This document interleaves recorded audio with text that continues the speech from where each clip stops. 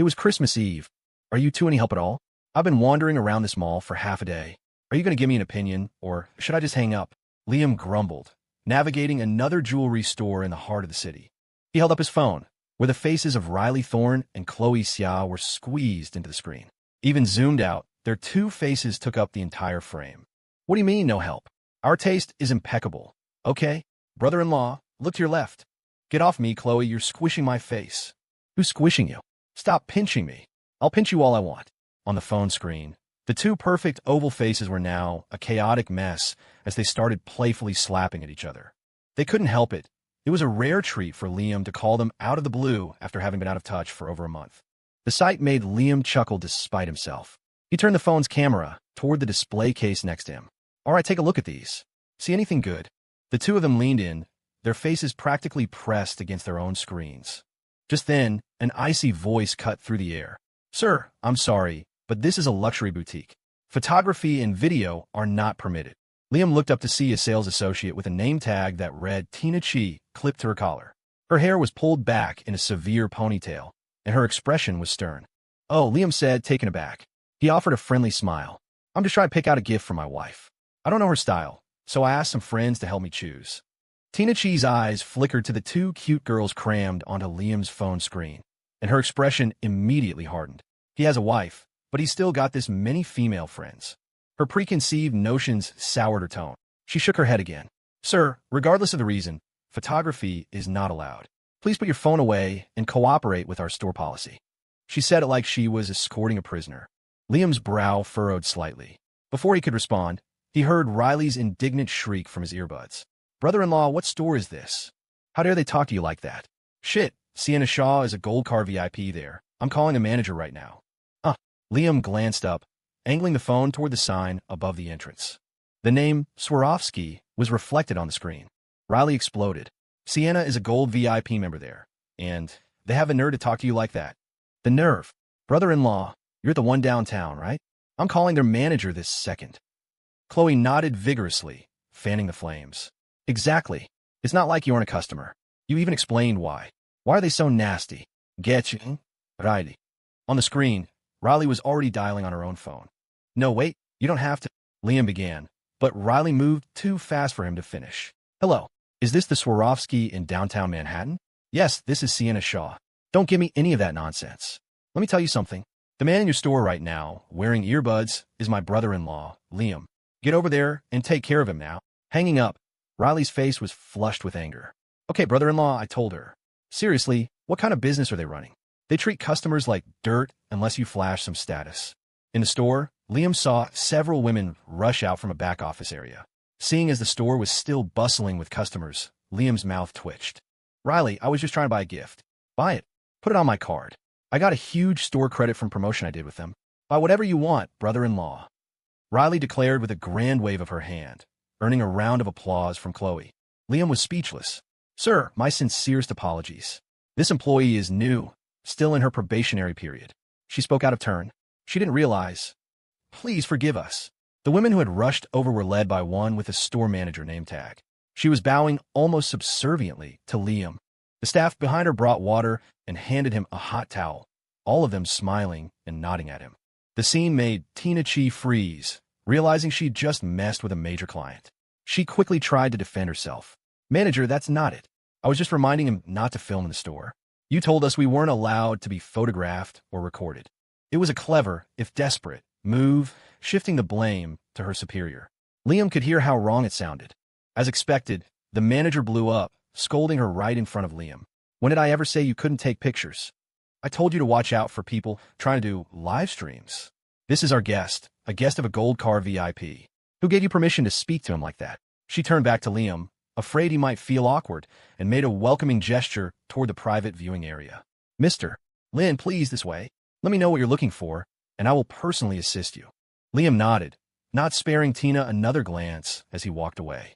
He had only taken a few steps when he heard the manager's voice behind him. Pack your things and go. You don't need to come back. Her voice was mixed with Tina's faint protests, but it had nothing to do with him. He had no intention of explaining on her behalf. While what Tina said wasn't completely out of line, defending her would just mean more trouble for himself. Sir, what kind of jewelry are you looking for? We have many new and exquisite pieces that just arrived. The manager, now at his side, was all smiles as she personally guided him. Liam pointed to his neck. A necklace. For a woman. Oh, of course. We have a new piece, the heart of the ocean. One moment, I'll get it for you.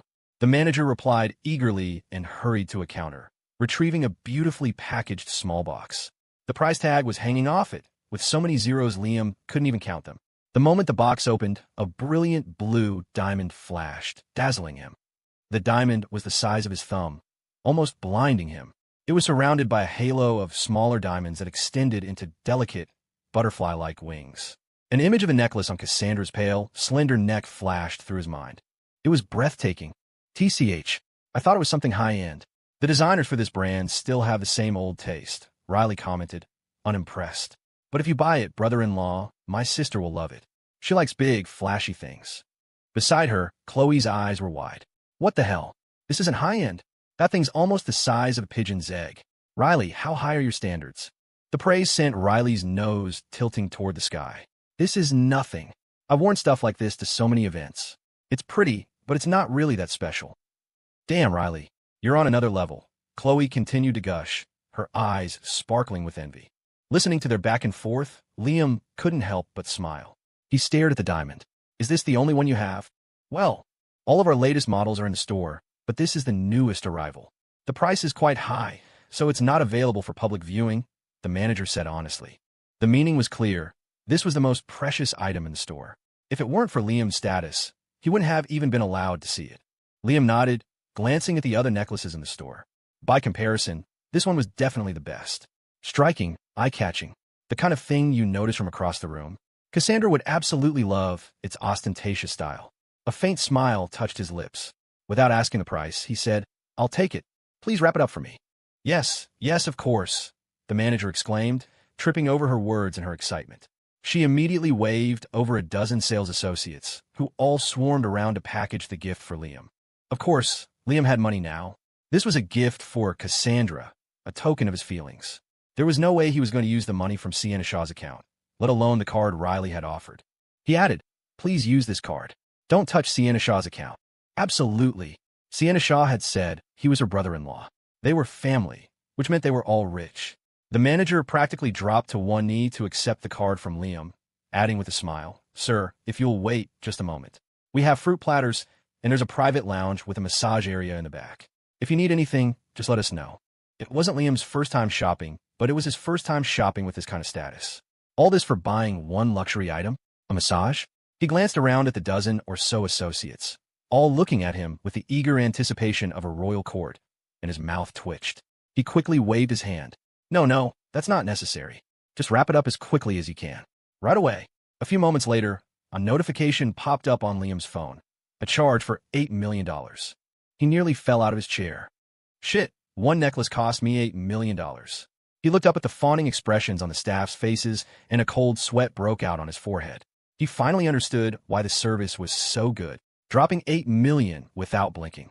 If this were his old self, he'd be worshipping a customer like that as a god. He realized that he hadn't even been with Cassandra that long, and of the $30 million he'd painstakingly acquired, $10 million was already gone. The duty of being a kept husband was just beginning. The kids weren't even born yet. At this rate, his $30 million would be gone before they turned one. He really needed to talk to Caleb Thorne about getting some work. This little bit of cash wasn't even enough to plug the gaps between his teeth.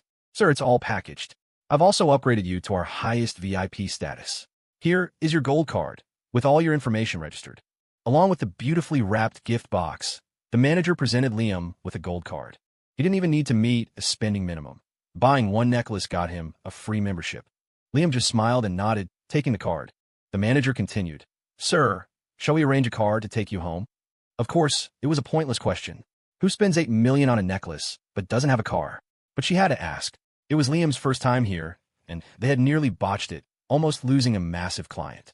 At this point, the manager was ready to have him carried out on a sedan chair. No, that's fine. I drove, Liam said, waving his hand. As he walked out, the store even sent 2 employees to escort him to the exit. The level of service was making his palms sweat. Brother-in-law, why are you so quiet? Did you buy it? Are you getting anything else? On the phone, Riley's anxious voice broke the silence. Liam quickly unmuted his phone. I'm good. The mall is pretty loud, so I muted myself so I wouldn't bother you. Okay, well, call us if you need anything. Chloe's class is over, so we're both free, Riley said cheerfully. Chloe nodded at the camera. Liam wiped a bead of sweat from his brow, looking back at the smiling Swarovski employees. He didn't know whether to thank Riley or be exasperated.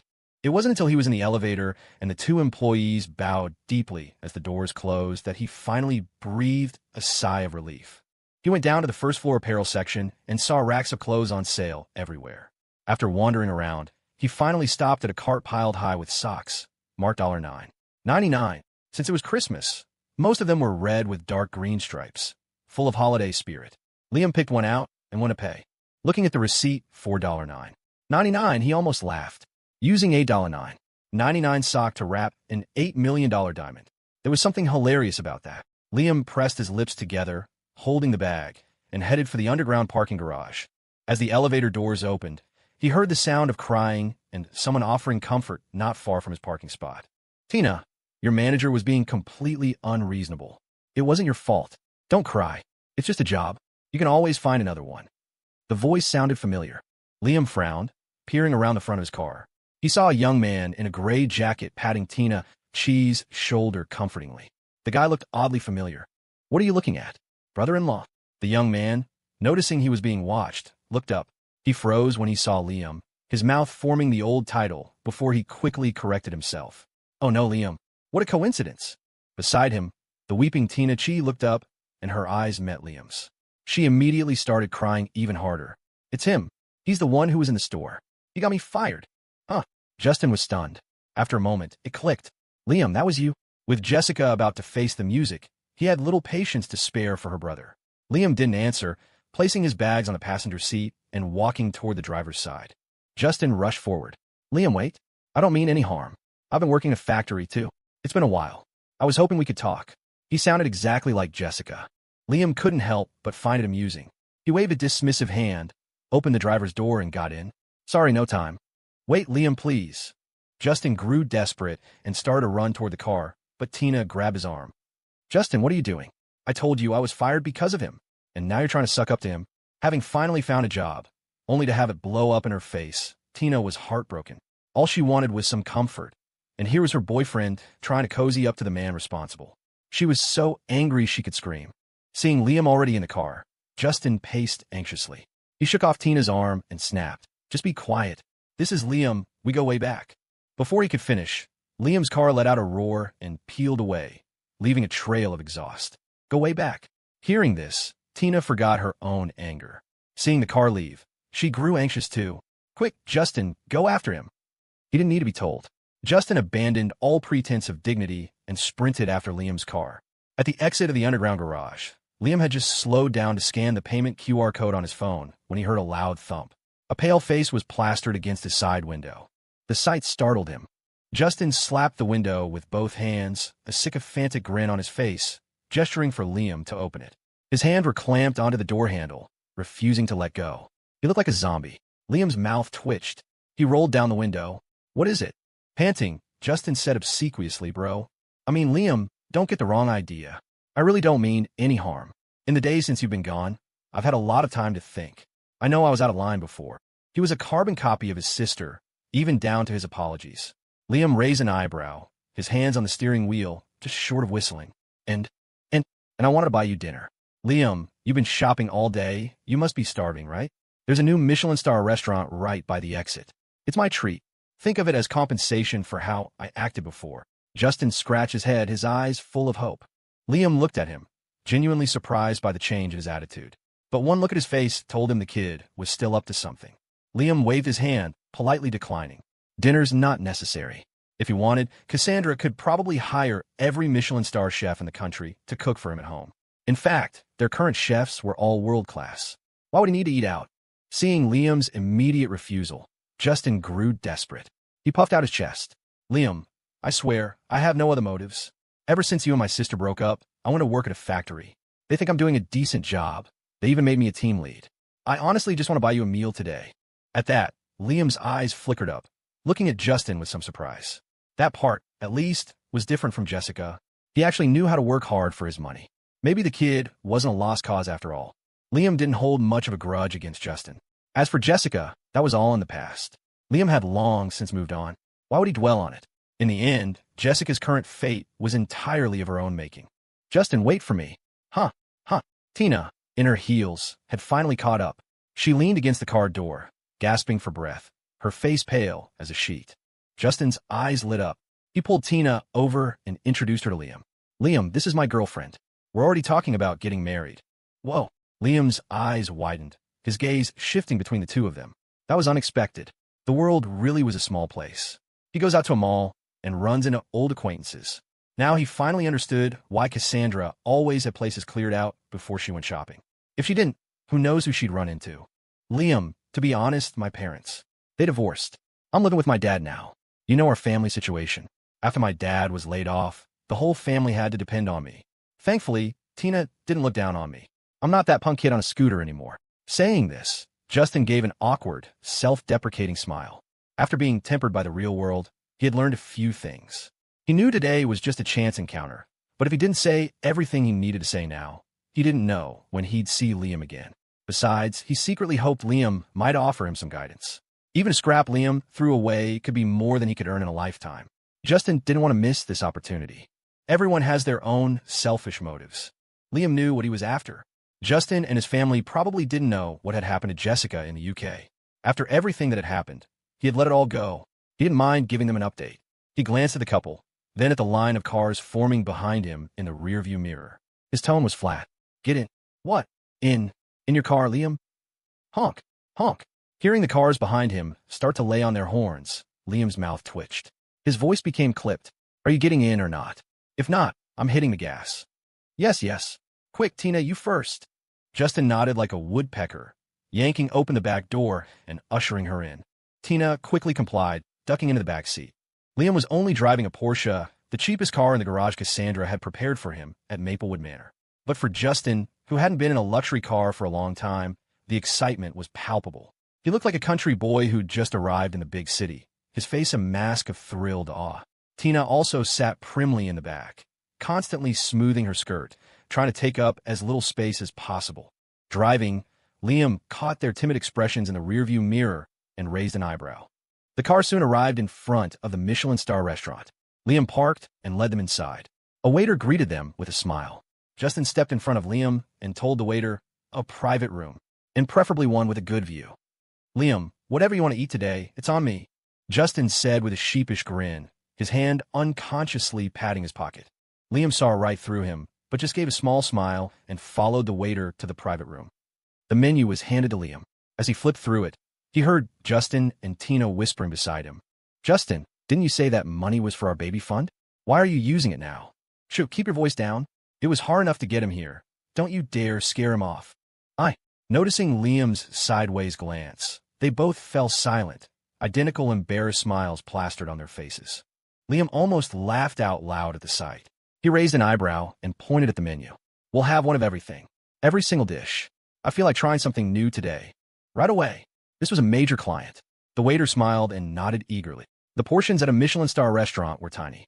Even if they ordered everything on the menu, it probably wouldn't be enough to fill them up, so there was no worry about waste. However, the moment they heard one of everything, Justin's face went white. Beside him, Tina was also pale, her mouth open but unable to speak. Like he was teasing a monkey, Liam knew exactly what was going on. He watched them with a smile. What's wrong? I remember the portions here being small. For the three of us, I'm afraid it won't be enough, so I ordered everything. Why do you look so surprised? Justin swallowed hard, instinctively reaching for his phone. A strained smile was fixed on his face. No, Liam, that's not what we meant. We're here to treat you today. Eat and drink to your heart's content. Liam nodded, unable to hold back a smirk that stretched his lips. The waiter left with the menu. Now that the money was spent, the relationship had to be smoothed over. Justin seized the opportunity to start conversation. Liam, He ran a hand through his hair, trying to speak, but suddenly realized he'd said everything he had to say back in the garage. Knowing Liam wouldn't want to hear Jessica's name, he didn't dare bring her up. He stammered for a moment, unable to find the right words. Liam's eyes glinted. He picked up a glass and began wiping it with a cloth, his gaze fixed on Justin. You want to ask about your sister, don't you? The word don't was still on his lips when Liam's voice cut him off. Your sister somehow smuggled herself into the UK. She was involved in an attempted murder and has been arrested by their authorities. She should be sentenced soon. He recounted the events of the past few weeks, trying to recall the timeline. Justin was stunned for a moment, then sighed. Actually, Liam, I wasn't going to ask about her. Ever since you two broke up, my sister has been living in a fantasy world. She was obsessed with climbing the social ladder and took all our family's money. Later, when my mom confronted her, she was defiant. She ran off at some point, leaving behind a mountain of debt. My mom couldn't handle the pressure, so she filed for divorce.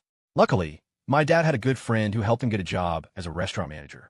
Over the past few months, my dad and I have managed to pay off some of the debt. At least we're not borrowing money to pay off loans anymore.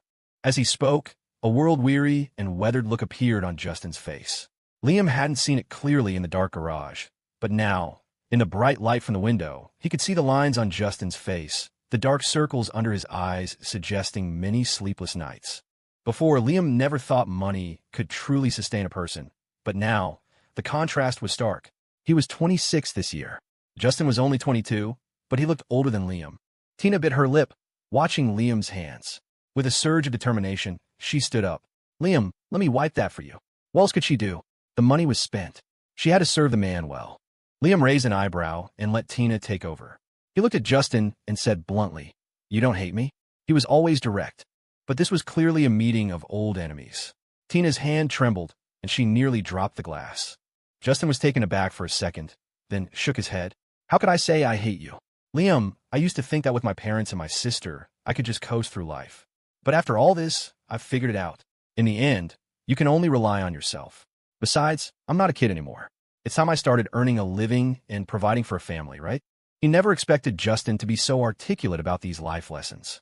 Some things, you just have to experience for yourself. There was a saying, wasn't there? An educational feedback loop. In that moment, it was perfectly demonstrated by Justin. The food arrived quickly. Justin poured Liam a cup of tea. Liam, I won't say much more. You drove today, so you can't drink. I'll use this tea as a substitute and toast to you. Beside him, Tina also raised her cup, hesitating whether she should clink glasses. Liam smiled and gestured with his hand, then drained his cup in one go. In Justin's eyes, that cup of tea wiped the slate clean. For the rest of the meal, no one spoke. They ate seriously, especially Tina and Justin. Though they were reserved, they made sure to try a bite of every dish, even if it was just a taste. After all, for them, a meal at a world-renowned Michelin star restaurant was something they'd have to save up for a year and a half to afford. They had no idea when they'd get another chance.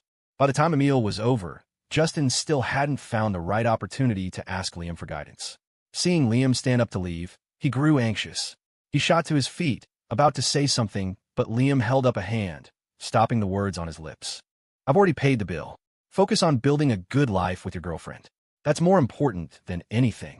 With that, Liam turned and left without a backward glance. Justin stood frozen, watching Liam's back disappear through the door. He turned to Tina in a panic. Tina, wasn't the money on the card? Tina was equally confused. It's all there. As they were checking their account balance, Tina suddenly realized. Wait, Justin. Liam was on his phone earlier.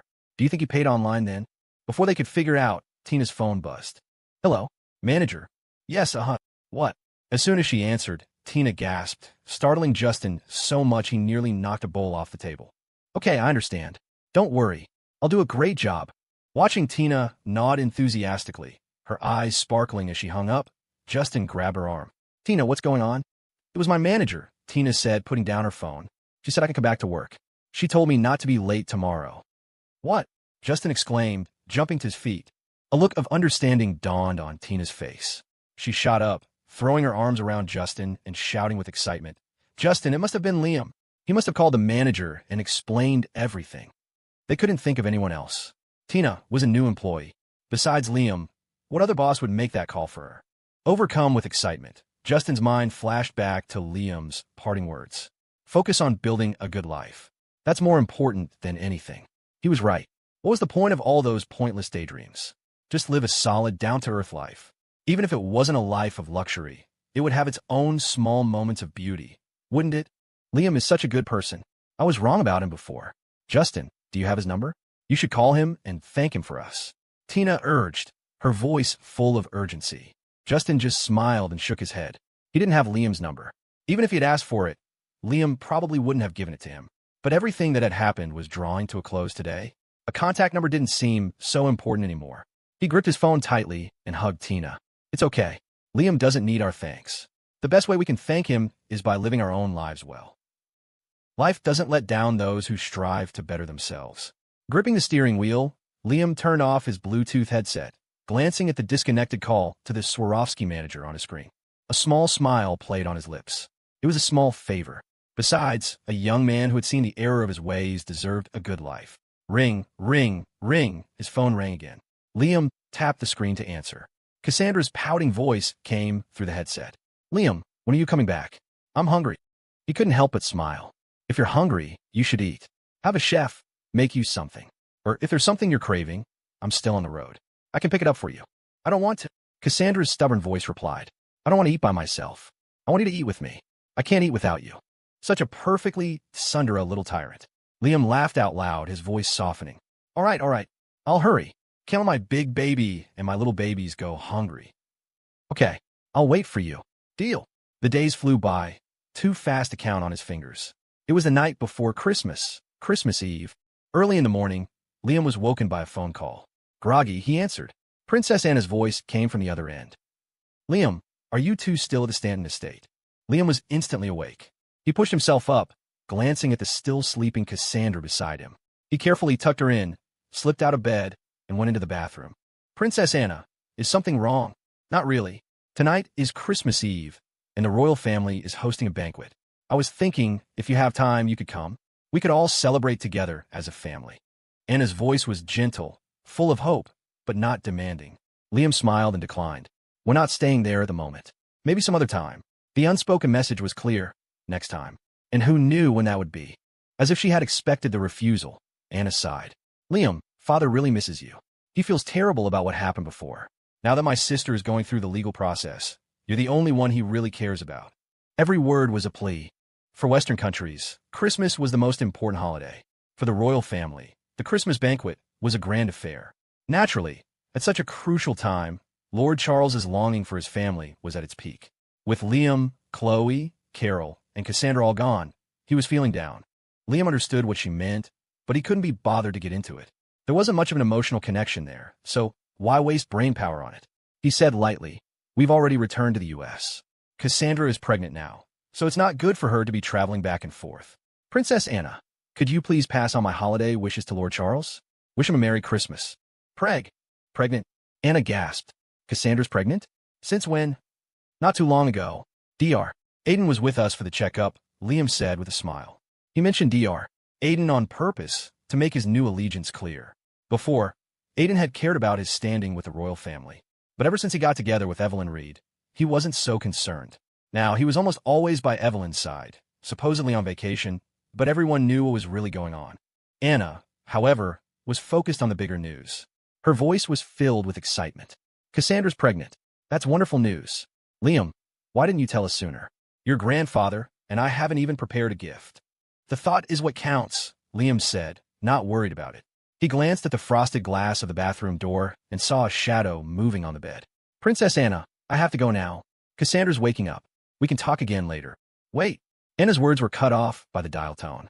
She gripped her phone and hurried to Lord Charles's study. Charles was choosing his suit for the evening's banquet. Seeing Anna enter, he looked at her with anticipation. Are they coming? He didn't even have to say their names. Anna knew who he meant. Facing her father's hopeful gaze, she sighed and gently shook her head. No, Liam and the others have returned to the U.S. Returned to the U.S.? When? Charles froze, his hand still on his suit. They said they went back a while ago. Anna replied. Seeing the disappointment in her father's eyes, she quickly perked up, her voice full of cheer. But Dad, speaking of which, I have some good news for you. Charles didn't even look up, his attention already back on his clothes. Unless Liam and Chloe were coming back, no news, no matter how great, was good news to him. His eyes were downcast, his mind clearly elsewhere. But Anna's next words made him freeze in place. Liam said Cassandra is pregnant. They went back to the States, so she could rest and be comfortable. That's why they can't fly back. Instantly, Charles's head shot up, his eyes wide. What? What did you just say? He tossed the priceless suit aside, rushed to Anna, and grabbed her by the shoulders, his face a mask of disbelief. The grip on Anna's shoulders was painful, but in that moment, joy overshadowed everything. Seeing her father so excited mirrored her own reaction when she first heard the news. It's true, Anna affirmed, nodding forcefully. Dad, I was just as surprised when I heard. I asked again, and Liam said she got pregnant a while ago. Since both of them grew up in the U.S., it makes sense for her to be there while she's pregnant, so she doesn't have to travel so much. Anna even added a reasonable explanation. That's wonderful. So that's why. The earlier gloom vanished, replaced by pure elation. Charles balled his hand into a fist and slapped it into his other palm. Quick, quick, get the jet ready. I'm going to see them now. He was already heading for the door. Anna quickly stopped him, smiling. Dad, you're so excited you're not thinking straight. We have the banquet tonight. You're the host. You have to be there. Oh, right. I almost forgot. Charles smacked himself on the forehead, annoyed. Damn it. Everything is happening at once. He looked at Anna. All right, Anna, you go. Go on my behalf and see how the kids are doing. No, that won't work either. Several ministers are attending today. You can't leave. Watching her father act like a happy child, Anna couldn't help but smile. She offered a solution. Dad, Cassandra's grandparents are still here, aren't they? Why don't you give them a call? If you have any gifts you want to send, you can give them to them. The idea struck him like lightning. Yes, of course. He immediately picked up his phone to dial, then looked at Anna. What do you think we should give them? The Thorne family probably doesn't need anything. We don't know the baby's gender, otherwise we could get something specific. Anna mused, tapping her chin. Charles frowned, thinking for a moment. What about giving the baby that island to the south as a gift? Wasn't it being developed into a tourist destination? The children will have a place to go play when they're older. Anna was stunned, her mind racing. Dad, are you talking about Stellamar Island? Yes. I remember the development plan was to build a resort there. Okay, Anna nodded. With the decision made, Charles eagerly dialed Theodore Thorne's number. To his surprise, it seemed Theodore was also just learning about Cassandra's pregnancy. Hearing Theodore and Lucinda's exclamations of joy on the other end, Charles's face lit up with smug satisfaction. He thought he was the last to know, but it turned out these two old folks were even further behind. TCH, and here I thought you two already knew, Charles said with a sly, triumphant tone. Theodore was momentarily embarrassed. Then, spurred by a touch of jealousy, he put on a stern face. We knew a long time ago. We just didn't feel like telling you. Oh, sure you did. You old goat. Still try to pull that one. If I hadn't called you, you wouldn't have known a thing. Charles was gloating. Watching the two old men secretly compete, Anna could only shake her head. The older they got, the more they acted like children. All right, well, Lucinda and I are getting ready to leave. You just enjoy your fancy banquet, old friend. We'll be seeing the children soon. Theodore huffed, practically stroking his beard in triumph. Charles's smugness evaporated, replaced by a sour feeling in his stomach. He snorted into the phone. Not so fast, you old coot. Come by my place first. I have some gift for you to take back for me to Liam and the others. Theodore paused. You prepared gifts? Of course. I'm going to be a great-grandfather. How can I not prepare something for the children? Hearing that Theodore hadn't thought of this, Charles was smug once again. You're a great-grandfather? Well, I'm Cassandra's great-grandfather. All right, just hurry up and come over. I'll be waiting for you in my study, Charles said with a wide grin. As the call ended, Theodore looked at Lucinda, who was already surrounded by luggage, ready to go. He clicked his tongue. Lucinda, don't pack so much. They have everything over there. We have to make a stop at the royal residence first. Lucinda was confused. What for? That old fool Charles has gifts for Liam and Cassandra. He wants us to go pick them up, Theodore said, waving his phone. Lucinda's mouth twitched. Well, if he prepared gifts, we have to as well. Those two are the apples of our eye. Our gifts can't be less impressive than his. Tell me about it. Theodore nodded, thinking, all right, I'll go over first and see what that old goat prepared. You stay here and think about what we should give. Okay. Not long after, Theodore returned with a grim expression. Lucinda stood up excitedly. Theodore, I was thinking, what if we get the baby some gold jewelry? Theodore didn't say a word, just handed the folder of documents to Lucinda. She took it, and the moment she saw the text, she froze. Has Charles lost his mind? He's giving them Stellamar Island as a gift. He's always been this extravagant. Besides, Liam is his biological grandson. Theodore said irritably. Now what? He's made such a grand gesture. What are we supposed to give? Lucinda fell silent. With Charles making a move like this, they truly had no idea what to give. Is that old fool crazy? Just giving away an island for them to play on? As the grandparents on her side, what does that leave our pride? Theodore fumed. Though the gifts were for the children, the competition wasn't about the items themselves. It was that Charles represented Liam's side of the family. As Americans with some traditional values, They believed the bride's family should provide a substantial dowry to ensure she wouldn't be mistreated by her in-laws. Even though the two of them had lived in the UK for a long time and seen the world, the ideas they grew up with were hard to shake. Lucinda looked at the contract, then back at Theodore. Honey, what if I take out my ancestral emerald? That can't compare to an entire island. Theodore shook his head. What matters is that the children are happy. How many times do you think Liam and Cassandra will actually go play on that island? It's just a gift, a gesture. It's the thought that counts, Lucinda reasoned. She added, besides, we can go see them. We can help with their daily lives. That Charles is stuck in another country. He can't even see them. As always, his wife knew him best. Lucinda's words instantly soothed Theodore's mood. She was right. Charles might have one-upped them on the gift, but when it came to actually being present in their lives, he would be seen green with envy every time Theodore posted a family photo online. Having figured this out, Theodore made a swift decision. All right, we'll do as you say. I'll talk to Caleb about arranging a plane. Lucinda, you go wrap up our emerald. On it. As Christmas approached, Maplewood Manor was a flurry of activity. Colorful paper flowers adorned every window. A large truck was driving up to the estate, carrying a massive pine tree in its bed. A crane was already in position on the grounds, waiting for the truck to stop so it could lift the tree and plant in the soil. Rich people really are different. They need a perfect tree, even for Christmas.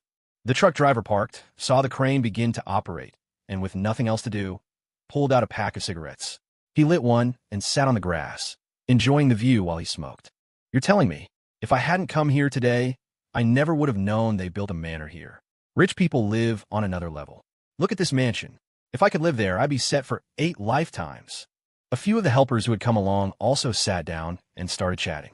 The truck driver stared at the magnificent mansion with envious eyes. He spat on the ground and grumbled, Damn, I should have charged more for this trip. A place this big, and I only made $2,000. You should be grateful. Where else are you going to get $2,000 just for hauling a tree? Look, my boss who's operating the crane is only getting $3. Hey, no smoking here. Please put that out. Just as they were talking, Evelyn Reed, who was supervising the work, walked over and pointed sternly at the smoking truck driver. These were men who did manual labor all day. They weren't used to rules about not smoking, especially not in a wide open space like this. A beautiful view and a little smoke. What could be better? The truck driver frowned. Look, miss, I'm smoking out here. The smell will be gone in a minute. I've been driving all day, and I finally get a break. It's tough if you don't let me smoke. Evelyn was iron-willed and uncompromising. Please put out the cigarette, or you can go smoke outside the manor gates. Smoking is not permitted here. The truck driver glanced at the vast lawn, his mouth twitching. Seriously? I have to go all the way out there just to have a smoke? It's so far. Just one cigarette. Not even one. If you don't put it out now, I'll have you removed. Evelyn's tone had lost its patience. She looked like she was ready to get physical if he didn't comply. The truck driver was about to argue further, but one of the helpers pulled him back. Hey man, just put it out. We're here to work. My boss is almost done. You can wait a little longer for your smoke. Since everyone was saying it, the truck driver sighed and irritably stubbed out his cigarette. As Evelyn walked away to direct the tree planting, he spat again, his eyes full of defiance. You're just too damn timid. This mansion might be hers, but does she own the heir too? I don't believe she'd actually have us thrown out. Man, just drop it. The people who live here aren't people we can afford to mess with. It's better to just avoid trouble. Soon, the pine tree was securely planted. A team of decorators brought out ladders and began hanging strings of lights on the branches. A large red lantern was hung at the very top, while people below passed up colorful paper ornaments. By sunset, the Christmas tree was perfectly finished. After the workers left, the inside and outside of the mansion were almost fully decorated. It felt like a holiday. Carol and Catherine were also busy, cheerfully directing the staff to move things around.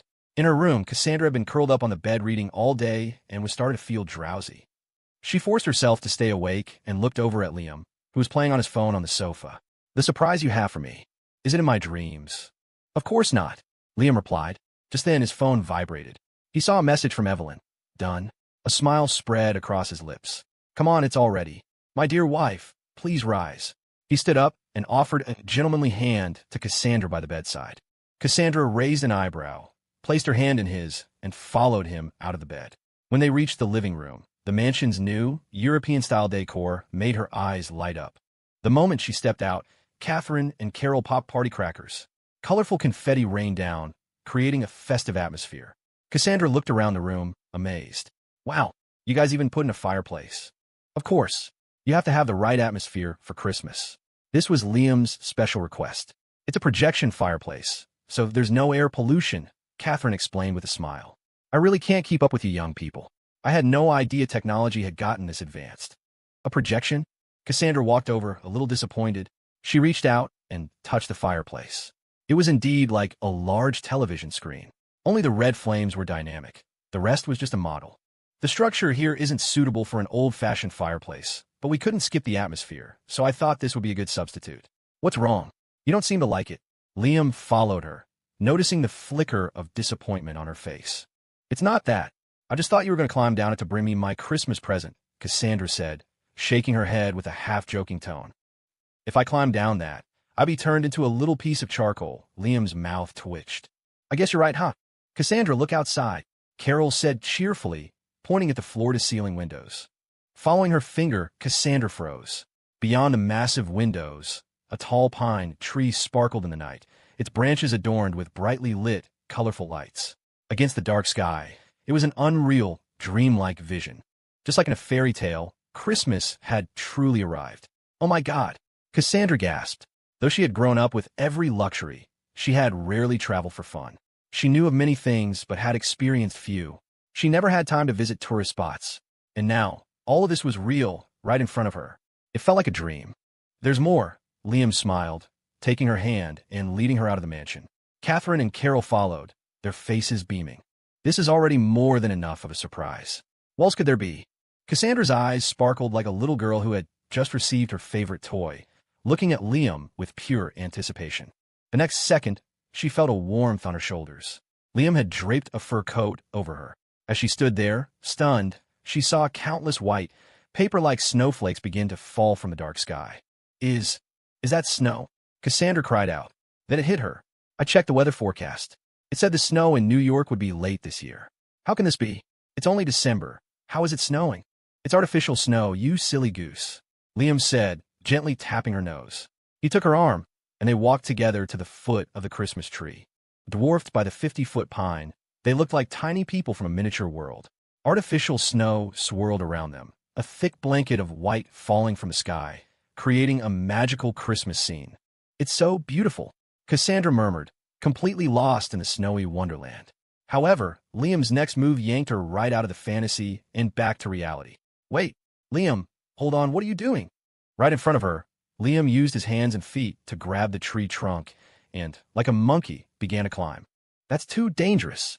Get down from there. Seeing Liam scale the tree that towered over her, Cassandra panicked. She stumbled forward, shouting up at him. Just a second. Your present is up here. Liam's voice seemed to float down from the heavens. With no safety gear, he had just scrambled up the tree. Standing below, Cassandra was like an ant on a hot pan, pacing anxiously around the tree. All she could see was the falling snow. Before long, Liam's figure had vanished into the dense branches. Cassandra was so frantic she was about to scream for help. She held onto the tree, her heart in a knot. The last time Liam fell from a cliff, it had been even higher, but thankfully, the trees had broken his fall. Now, he was climbing up on his own, so high that even a small fall could be disastrous. Liam, get down. I don't want a gift. Just get down. Cassandra was beside herself with worry. She shook the trunk, but the massive tree didn't move. In her panic, she looked back at the mansion, about to run inside for help. But the next moment, the branches above her rustled. A few leaves drifted down, followed by several apples, as if they were falling from the sky. Swoosh! Liam poked his head out from the branches. Hey, milady, don't worry. Seeing him gripping the trunk, still safe, Cassandra breathed a sigh of relief, but her heart was still in her throat. No, you have to come down. She put her hands on her hips and yelled up at him fiercely. If you don't come down right now, I'm going to get angry, and I'll have someone chop down this stupid tree. All right, I'm coming down, Liam replied. He tucked a small pouch into his mouth, bit down on it, and used all 4 limbs to slide down the trunk. Finally, when Liam's feet touched the ground, Cassandra's heart settled.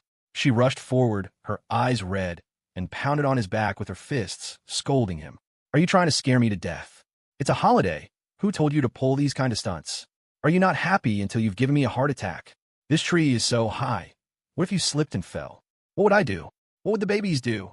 Cassandra was clearly terrified, her reddened eyes brimming with tears. The sight made Liam's heart ache. He quickly cupped her face, and comforted her in a soft voice. Don't worry, I used to climb trees all the time as a kid. I would only go up if I knew I could do it safely. You know me. When have you ever seen me do something I wasn't sure about? That doesn't matter. How could I possibly think calmly in a situation like that? Cassandra retorted, hitting his chest again. You jerk. I don't want a gift. Even if you gave me the world, I don't want it. Seeing she was genuinely angry, Liam quickly pleaded for forgiveness. Okay, I was wrong. My dearest wife, please forgive me. I know I was wrong. Oomph. Cassandra's face was flushed with anger. She wiped her tears and turned her head away. Seeing this, Liam scratched his head. His eyes twinkled, and like he was coaxing a child, he held the small pouch in his hand and dangled it in front of her. You really don't want it? It's a gift I picked out myself. Cassandra. Oomph. You made me angry. I don't want it. Liam blinked. Really? But it's something a certain someone loves the most. I don't have a favorite thing. No means no. Liam's eyes flickered, his voice dropping a few degrees, laced with disappointment. Oh, so you don't have a favorite thing. I guess I was just being sentimental. Hearing this, Cassandra's resolve crumbled. She spun back around, snatched the small pouch from Liam's hand, and grumbled as she opened it. You jerk, you just love to bully me. Her cheeks were flushed a rosy pink against her fair skin, like perfect little cherries. The heavy snow swirled around them, turning the scene into something straight out of fairy tale.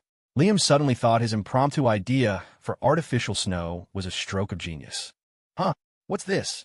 As Cassandra carefully opened the pouch, she saw a pattern of red and green stripes inside, her face a mask of confusion.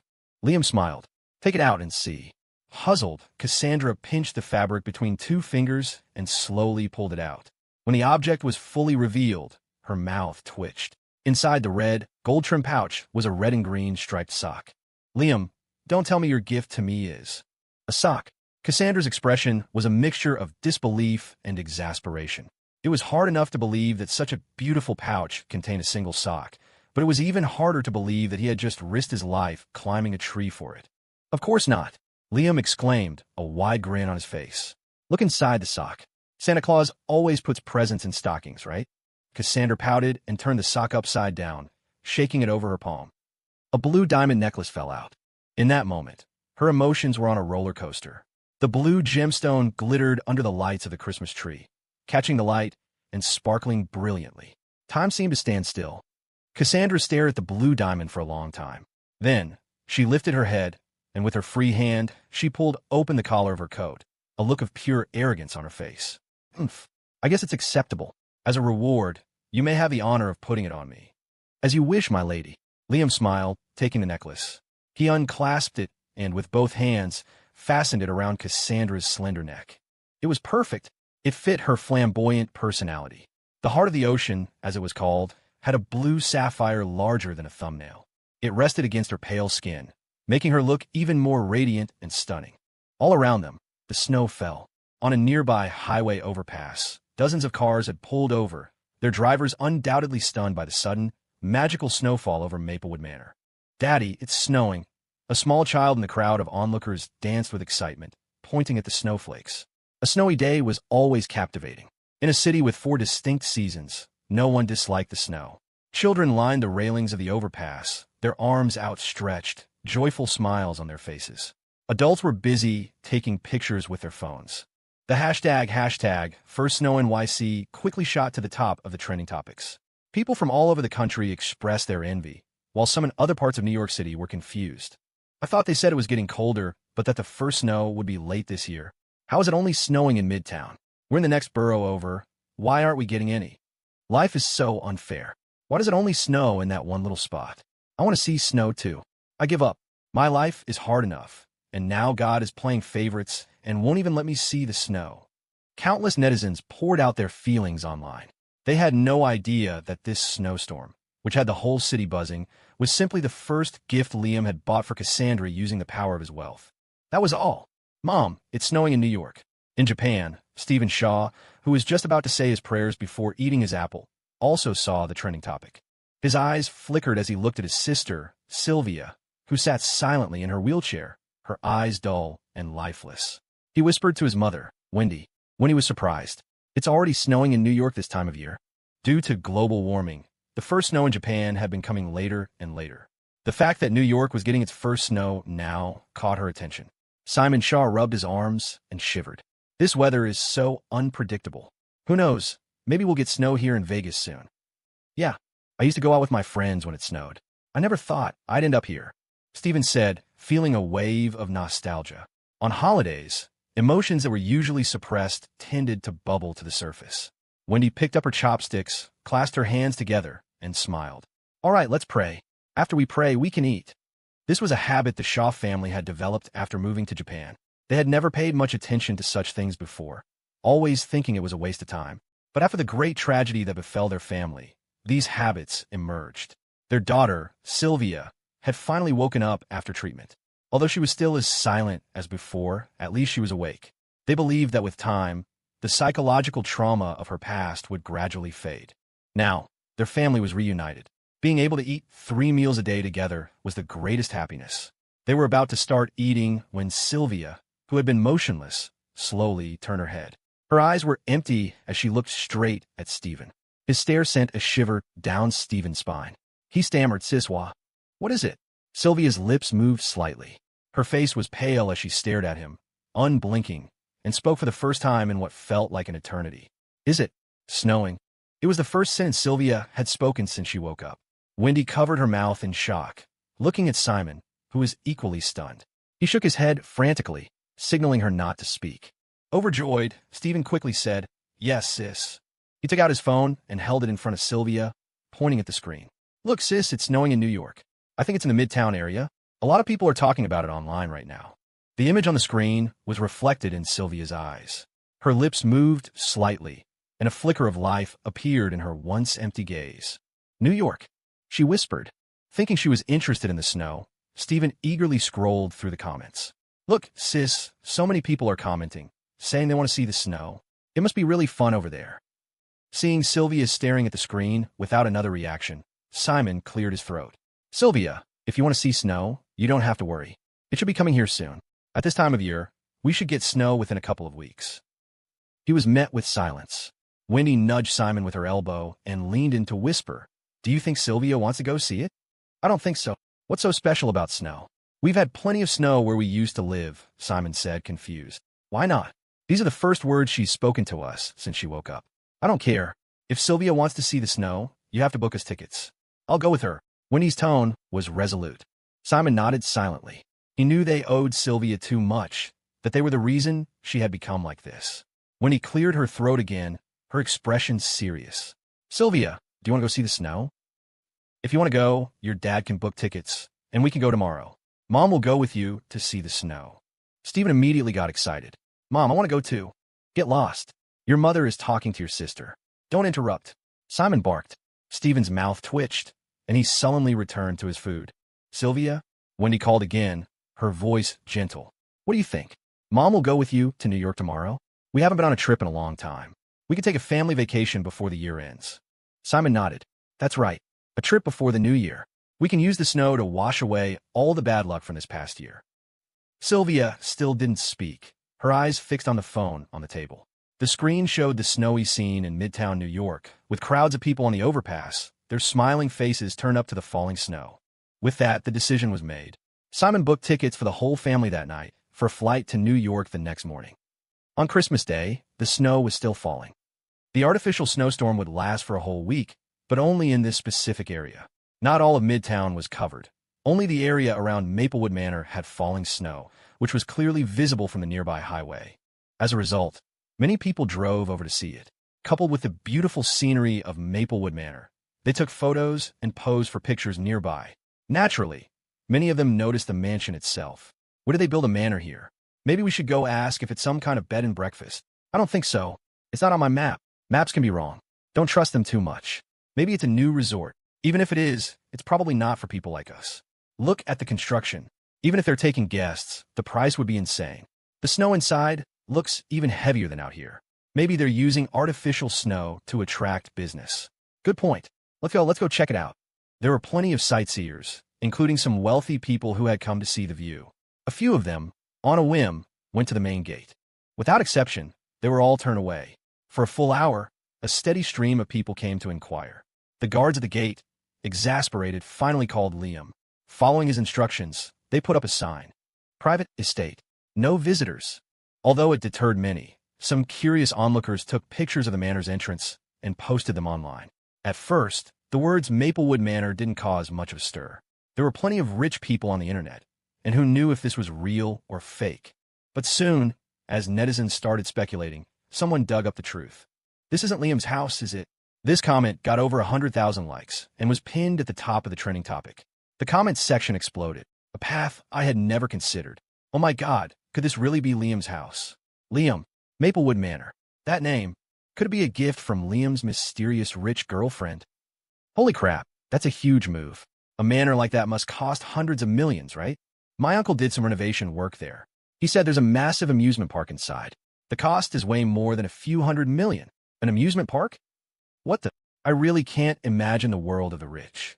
Factory guy, you've changed, crying face." While the outside world was in an uproar, and the legend of Liam was once again trending online, Liam himself had just woken up with Cassandra. He hadn't even looked at his phone and had no idea he had caused such a commotion. Inside the mansion at Maplewood Manor, the staff had been busy preparing lunch since early morning. Unlike usual, today's lunch was far more lavish. Roast turkey, Christmas salmon, gingerbread, Christmas pudding, crispy roast pork, sliced Christmas ham, and more. All the food had been delivered, and the staff and chefs were working nonstop. Liam and Cassandra came down to the living room after getting ready. The room was filled with all kinds of fresh flowers that had been delivered by truck at dawn. Besides the aroma of food, the villa was filled with the scent of flowers. Carol had been up early. Seeing Liam and Cassandra, she complained irritably, "I don't know what's going on, but it sounds like someone is setting off firecrackers outside. It's so noisy." Liam was surprised. He looked out at the vast lawn of the estate. "Can you hear it from this far away?" Carol grumbled, though not with any real malice. Liam glanced at the snowflakes falling from the bright, sunny sky, and his mouth twitched. He instantly understood. They're probably just excited because it's snowing here. Following his gaze, Cassandra's eyes flashed with understanding. "I suppose so. It is a beautiful view. Such a beautiful view," Liam added, picking up her train of thought as he gently stroked her hair. "It would be a shame if no one was here to appreciate it." "Who said no one's appreciating it? I love it. I'm here. I'm appreciating it." "How can you say no one's appreciating it?" Cassandra argued, her tone playfully defiant. When it came to expressing her love for Liam, she never missed an opportunity. A deep sense of contentment filled Liam's heart. He took her hand, and they began to walk. "Come on, let's head to the living room. Breakfast should be ready. Having just landed, Sylvia Shaw was pushed through the airport in a wheelchair by her mother, Wendy. Beside them, her father, Simon, and her brother, Stephen, trailed behind, laden with bags. The Shaw family was no longer as prosperous as they once were, but even a diminished lion is still a lion. After relocating to Japan, they had managed to secure a comfortable upper-middle-class life. The sun shone brightly over the NYC airport, its rays beating down from a clear sky. Stephen looked up, a baffled expression on his face. "Is it snowing with the sun out this bright? Is this artificial snow?" Simon glanced up as well. "Even if it is, it's probably just to make people happy." He flagged down an airport employee and asked with a smile, "Excuse me, miss, could you tell us which area of the city is getting snow?" "That's in the Westbrook Hills area," the staff member replied enthusiastically. "The snow has lightened up a bit today, so there's not much to see right around here. If you're visiting for the snow, I'd suggest heading out to the western edge of Westbrook Hills. I heard a lot of people went there today. That's where the snow is really coming down." Simon thanked her. Since Sylvia was in a wheelchair, hailing a taxi was impractical. For convenience, Simon had rented a luxury SUV in advance. As they climbed into the vehicle, the Shaw family officially began their journey toward the western part of Westbrook Hills. This area was a stark contrast to the rest of the city. The western edge of Westbrook Hills was practically a remote territory, the kind of place even tourists ignored. The only notable landmark was the massive Azure Bridge. Yet, because of the sudden, heavy snowfall, the area had been flooded with visitors. The Azure Bridge had been trending online since the night before, and the traffic had been at a complete standstill ever since. "There are too many cars up ahead. Maybe we should take a detour," Simon suggested, staring at the endless line of vehicles that snaked from the bridge entrance all the way back down the highway. "Yeah, let's find another way. I'm starving. By the time we get off this bridge, I'm going to pass out." Stephen whined. "A detour won't be easy," Wendy countered, unconvinced. "If we thought of it, don't you think everyone else has too? We should probably just wait it out." She rummaged through her bag and handed out a few packages of crackers. "Here, Have something to tide you over. It probably won't be that long. Stephen sighed, took the crackers, and nudged Sylvia's arm. Sis, you want some? Sylvia remained silent and motionless, her eyes fixed on the scene outside the window, lost in thought. Feeling snubbed, Stephen scratched his head and started eating by himself. After a brief discussion, Simon ultimately decided against taking a detour. The reality, however, was far crueler than they had imagined. Normally, crossing the Azure Bridge took 20 minutes. Today, they were stuck for over 3 hours. The sides of the bridge were packed with pedestrians stopping to take pictures. They had left the airport at 8 a.m., and it wasn't until 11 a.m. that they finally made it across. The moment they were off the bridge, Stephen's stomach rumbled audibly. Mom, I can't take it anymore. I'm going to die of starvation, he yelled, his voice weak from hunger. Simon pursed his lips. Wendy, let's find a place to eat. We'll be fine, but Sylvia can't go hungry. At the mention of Sylvia, Wendy nodded frantically. Right. Simon, you look around. See if you can find a restaurant so we can get a bite to eat. But the Shaw family, visiting this part of the city for the first time, had no idea that once they crossed the bridge from the main metropolitan area, they were entering a largely undeveloped region. In this vast, empty space, they couldn't see a single building, let alone a restaurant. They were ill-prepared for their trip. After driving around the outskirts of Westbrook Hills for what felt like an eternity, they still hadn't found a suitable place to eat. This isn't working. We can go hungry, but Sylvia needs a nutrition, Simon said, his voice laced with worry as he glanced at his precious daughter in the rearview mirror. Sylvia's lips were pressed into a thin line, pale from either hunger or something else. She leaned against the window, looking frail, almost lifeless. Wendy was frantically scanning a map on her phone, periodically looking up to survey their surroundings. A thick blanket of snow, having fallen through the night, covered the ground in a layer of frost.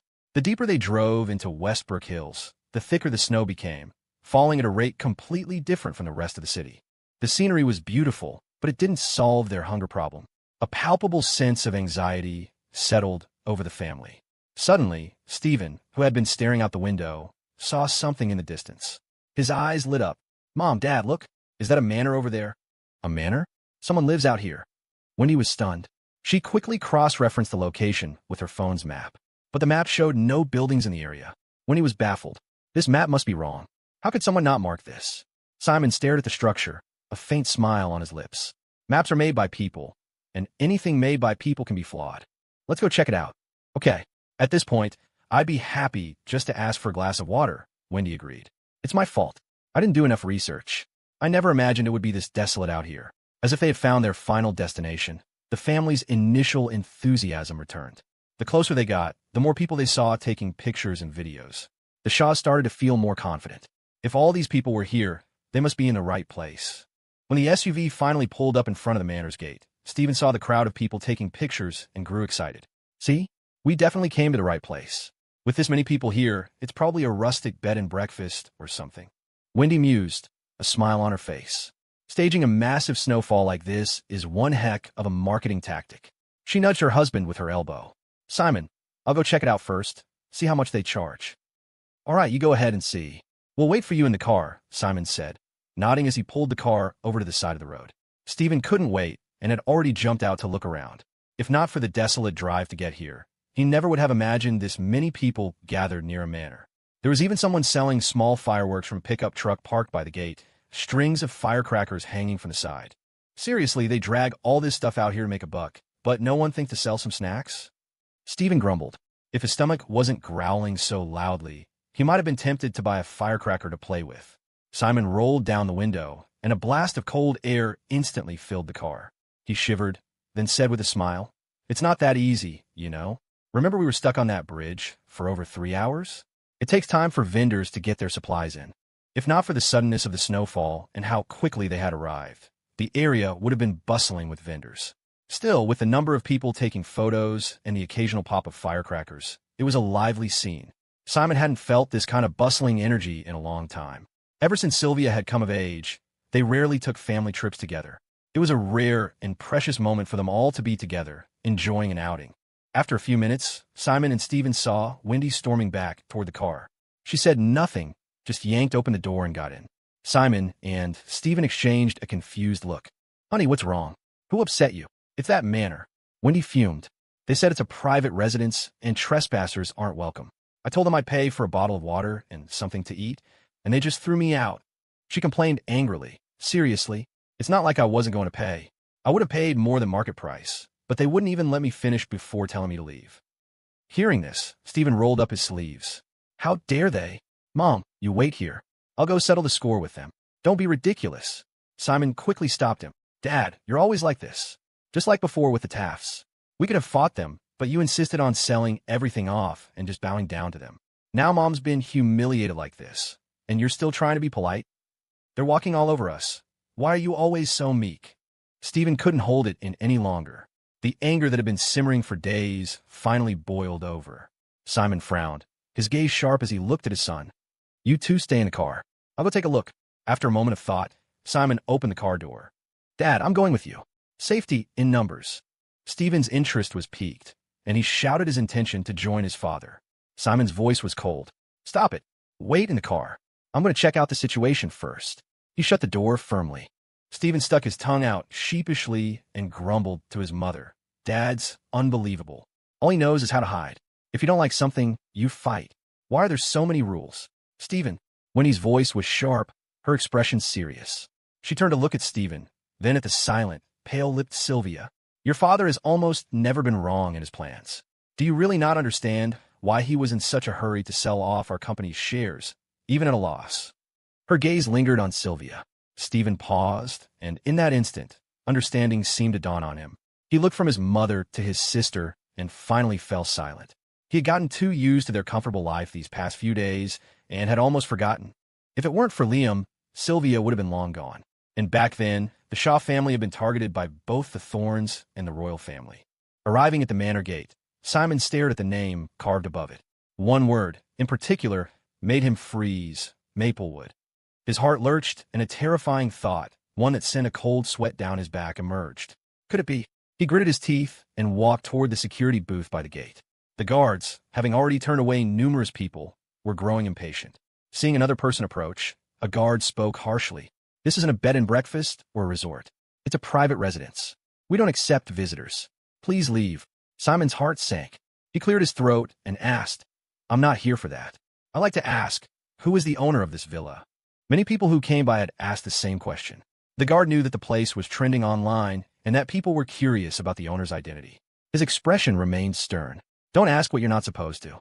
Please, just leave. As if he had expected this response, Simon bit his lip and asked abruptly, Is it the Lynn family? Is his name Liam Lynn? The guard didn't say anything, but the flash of surprise on his face confirmed Simon's suspicion. This was Liam's home. No, just go. If you want to see the snow, you could do it from outside. Don't come in, the guard said quickly, waving him away. Having gotten his answer, Simon said no more. He glanced at the words Maplewood Manor and suddenly felt an urge to laugh. They had traveled all this way just to see the snow, only to stumble upon Liam's house, which meant Cassandra Thorne was probably inside, too. Simon knew Cassandra's personality well. If she knew Sylvia was outside, she would never let them in. Besides, the last time they met, Liam had made it crystal clear. He and the Shaw family were done. Simon looked down and walked back to the SUV. As soon as he got in, he was met with the confused expressions of his wife and son. Simon gave a wry smile. It really is a private villa. We shouldn't go in. Dad, even you couldn't solve it. Stephen's eyes filled with disappointment. Wendy, beside him, didn't say much. Her face was etched with worry as she looked at Sylvia.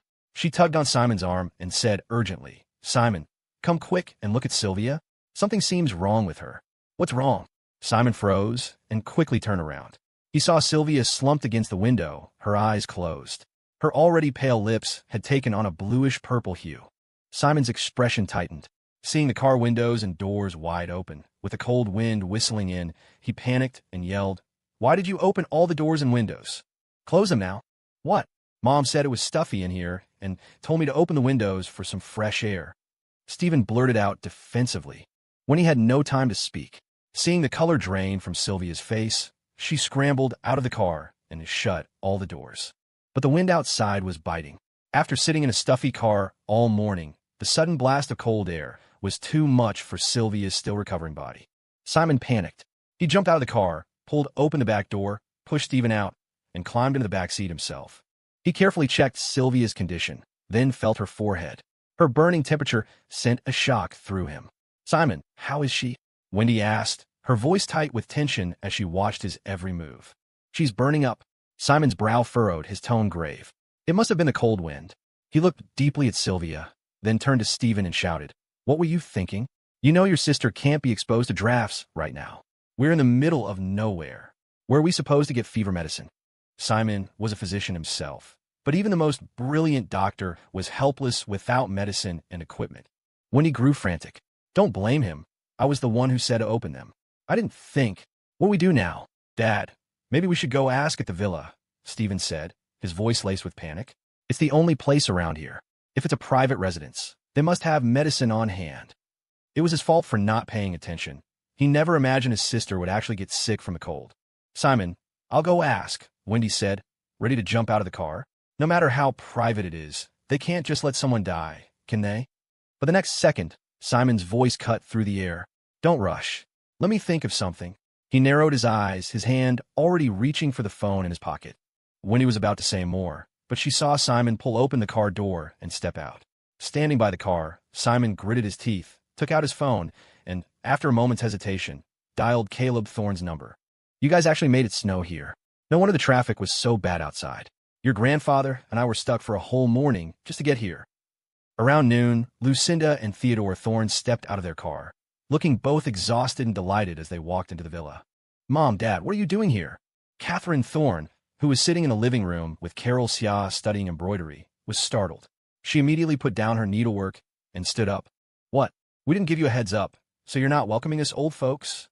Lucinda teased, her face wreathed in smiles. "How could that be?"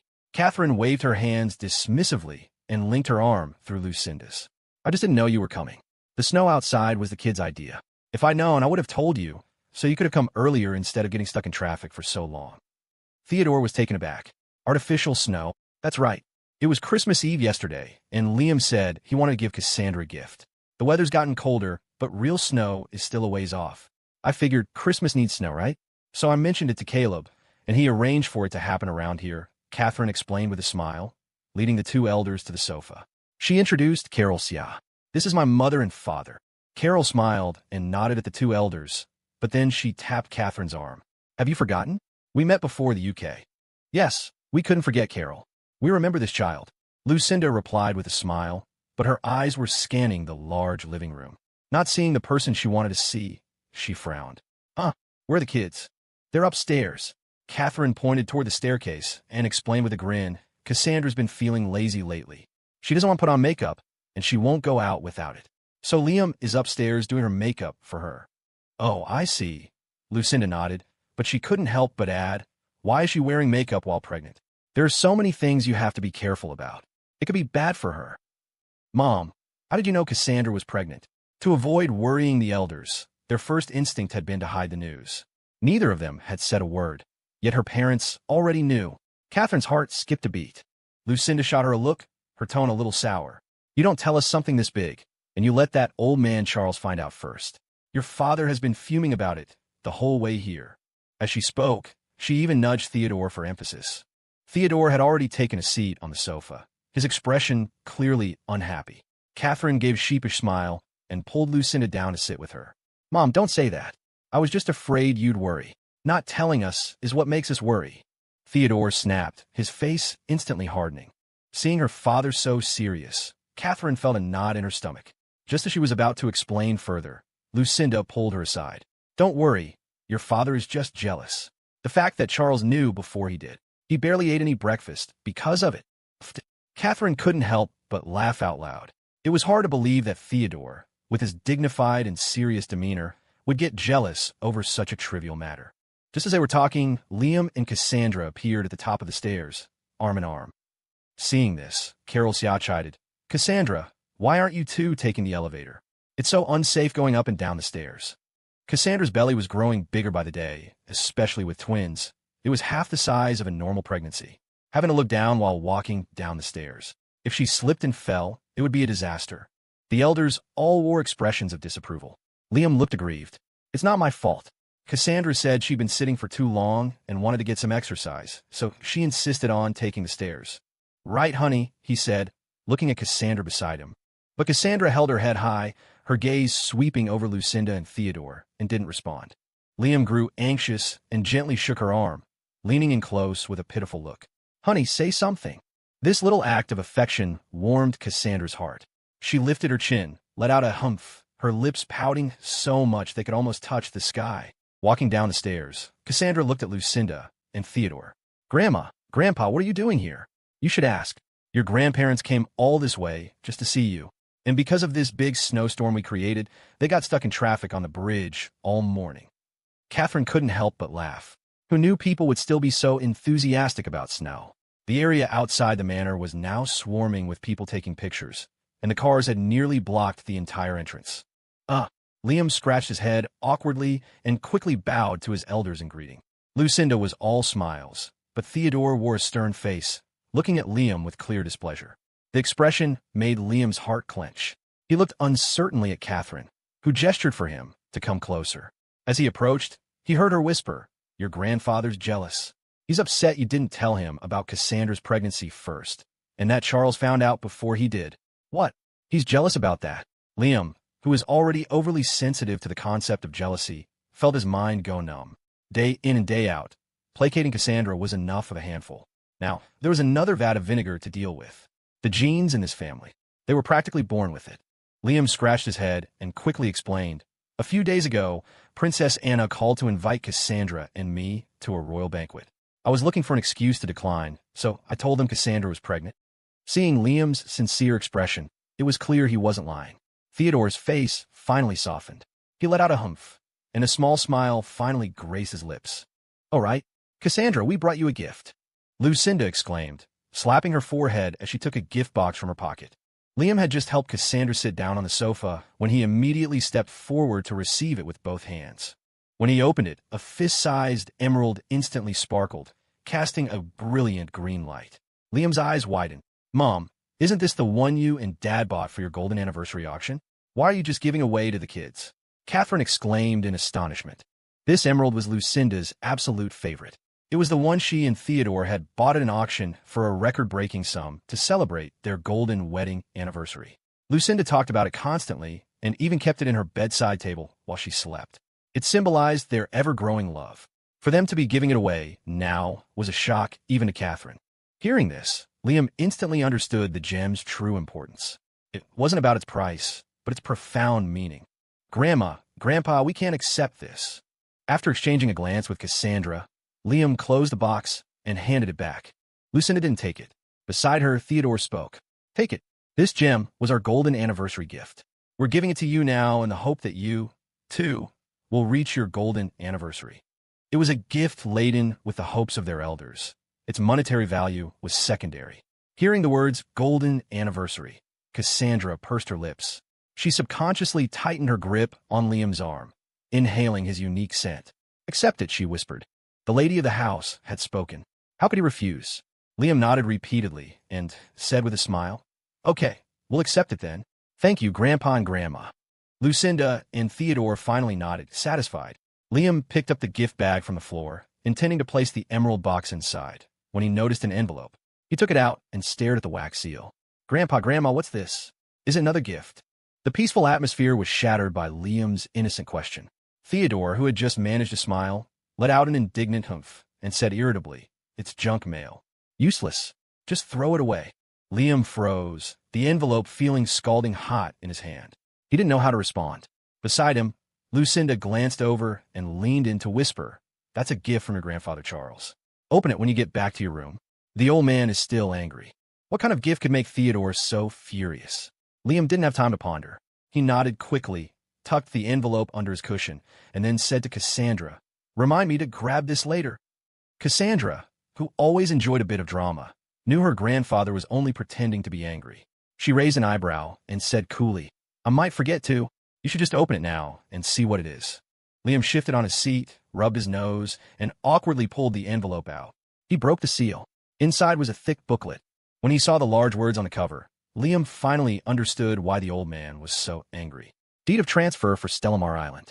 Charles had given them an entire island, an island that was already slated for tourism development.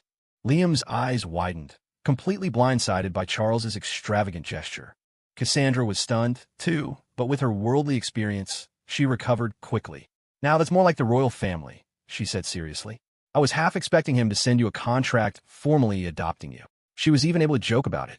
He gave you an island. My God, Charles really went all out this time. P17.She exclaimed in shock. Catherine nodded in agreement. Theodore, already annoyed, grew even more dissatisfied hearing everyone's gasps. He huffed. So what if he has a little power? That old coot, still trying to steal my thunder even now. Cassandra couldn't hold back a laugh. Seeing Cassandra laugh, Liam couldn't help but chuckle as well. Beside them, the other three women were all trying to suppress their smiles. Theodore was fuming, his mustache bristling. He barked at a nearby servant. What are you all doing? Can't you see an old man is thirsty? Give me a cup of tea. Yes, sir. The servants nodded quickly and rushed to change the tea. Liam flipped through the booklet. It detailed the island's transfer agreement, and on the last page was a message from Charles.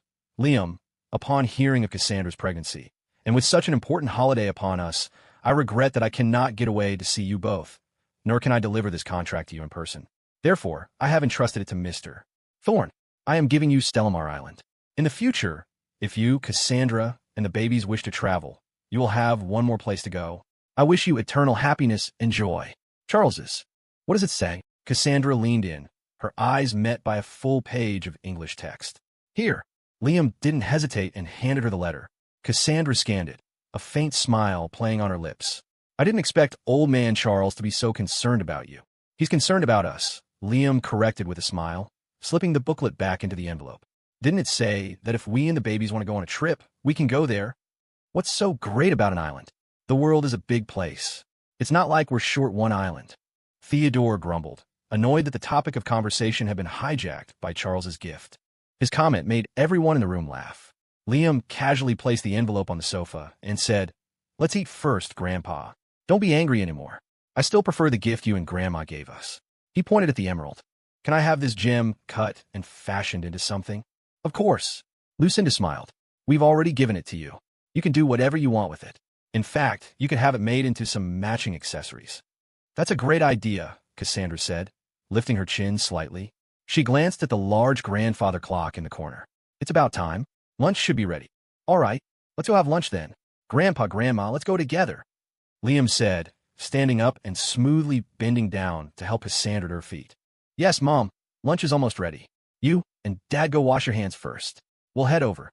Cassandra moved slowly, Catherine said, also rising with a smile.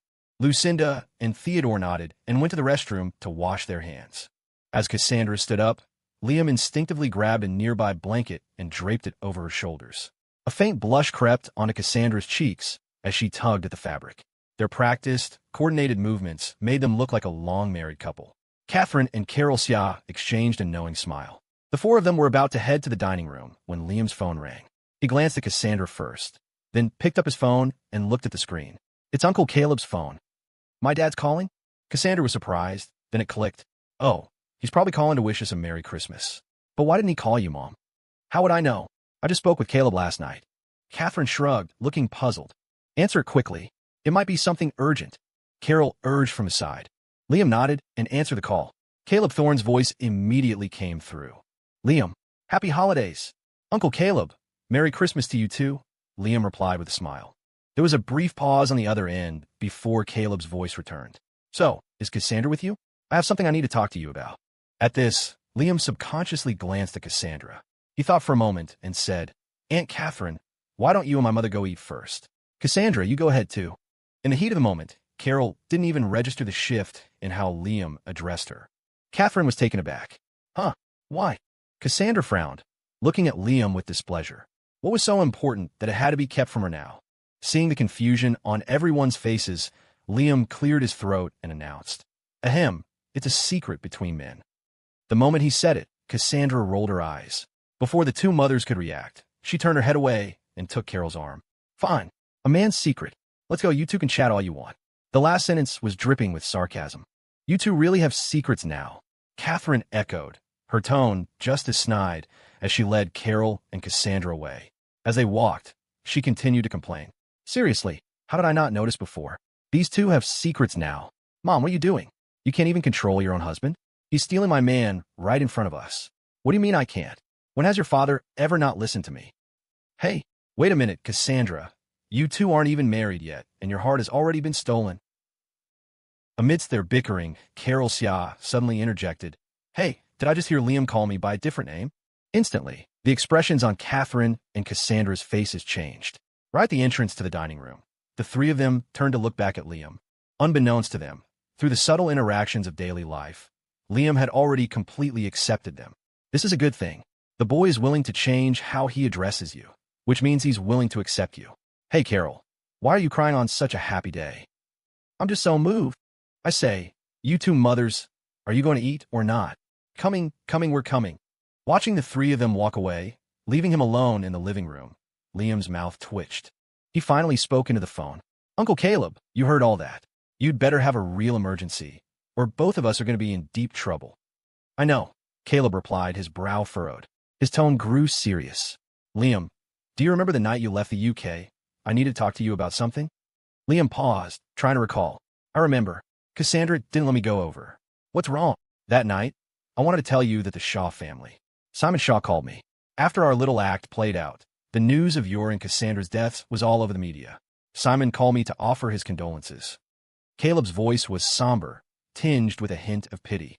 Liam's eyes flickered, his expression growing grave. He thought for a moment. Uncle Caleb, you're not calling just to tell me this, are you? You're right. I can't hide anything from you. Caleb chuckled, then quickly continued. So, Sylvia Shaw managed to survive that plane crash. You know the Shaw family's medical expertise is top-notch.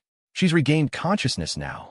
You guys created that artificial snowstorm in the suburbs, and it attracted a lot of people, including the Shaws, who went to see what the fuss was about. And they're right outside the manor now. Sylvia's body hasn't fully recovered, and her family wasn't careful. She caught a chill. Simon knows it's her manor, so he called me to ask if you have any medicine, just for first aid. Right outside the gate, Liam was stunned. He glanced out the window. No wonder Caleb had insisted on speaking with him alone. If Cassandra found out about this, Liam could practically hear her voice in his head. Then that's her bad luck. Let her die. Paired with Cassandra's cold, arrogant face, the sentence formed perfectly in his mind. Hearing Liam's silence on the phone, Caleb's voice softened. It's your decision whether to help or not. I know Simon Shaw. I was actually quite surprised when he called me that time. His family has sold off all their shares and moved away. If it weren't for this snow, you probably would never have crossed paths again. Detecting the conciliatory tone in Caleb's voice, Liam knew what he had to do. He had a lot of history with the Shaw family, but they had settled their accounts. He could ignore them now, but cornering someone could backfire. One had to learn balance. Sylvia was the apple of Simon's eye. To be honest, Liam never used to understand why parents would go to such lengths for their children, even willing to die for them. He hadn't understood it as a child, nor before he met Cassandra. But now, as a father himself, he knew. If something happened to his children, he would stop at nothing. Liam's expression hardened. Uncle Caleb, I know what to do. Good. Caleb's voice was filled with relief. Liam was the one who would take over the Thorne family in the future. Cassandra was decisive and stern, a force to be reckoned with. In contrast, Liam was more balanced. Together, their different perspectives would create new sparks and prevent the family from making enemies of the whole world. It was time to offer a little grace. It was a much more stable approach than constant suppression. But I'll tell Cassandra about this afterward, Liam stated. We're a unit now. There's nothing to hide. Of course, what you two lovebirds talk about behind closed doors is none of my business. Caleb replied cheerfully and hung up. Liam opened his contacts and sent a message to Dr. Aiden. Soon, Aiden appeared with a medical kit, followed by Evelyn Reed. Seeing them both ready for action, Liam was taken aback. What are you doing here? Evelyn immediately grabbed Aiden's arm, her tone dripping with mock suspicion. I was right next to Aiden when Mr. Lynn sent the message. Being taunted by Cassandra was one thing, but now Evelyn was joining in. Liam wasn't going to take it.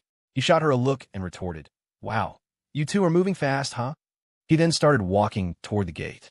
Trailing behind him, Evelyn clung to Aiden's arm and, where Liam couldn't see, made a face at his back. So what? I have to keep an eye on you for the missus. She was learning to use Cassandra against him. Unfortunately for her, Liam wasn't buying it. He mercilessly exposed her. Right. And I wonder who it was that Cassandra had nearly shipped off to Indonesia multiple times. Evelyn's face flushed. She tugged on Aiden's arm. Aiden, don't listen to Mr. Lynn. He's the meanest person here. Aiden scratched his head awkwardly, and after a long pause, managed to say, Mr. Lynn, please don't tease Evelyn. Hearing this, Liam felt like he'd been struck by lightning. He turned his head with great difficulty, looking at Aiden in disbelief, then at Evelyn, who was basking in the glow of being defended, her cheeks flushed red. He pointed a finger at himself, mouth agape. Huh? I'm teasing her?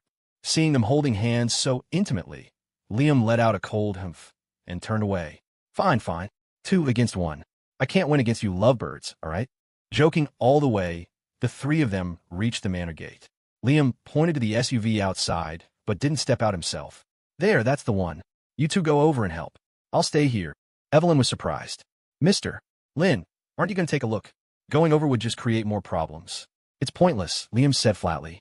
He looked at Evelyn and added jokingly, besides, with you, my wife's little sidekick, standing right here, do I look like I have a death wish? Would I dare go over? Evelyn's expression turned awkward. She scratched her head. Well, Aiden, let's go then.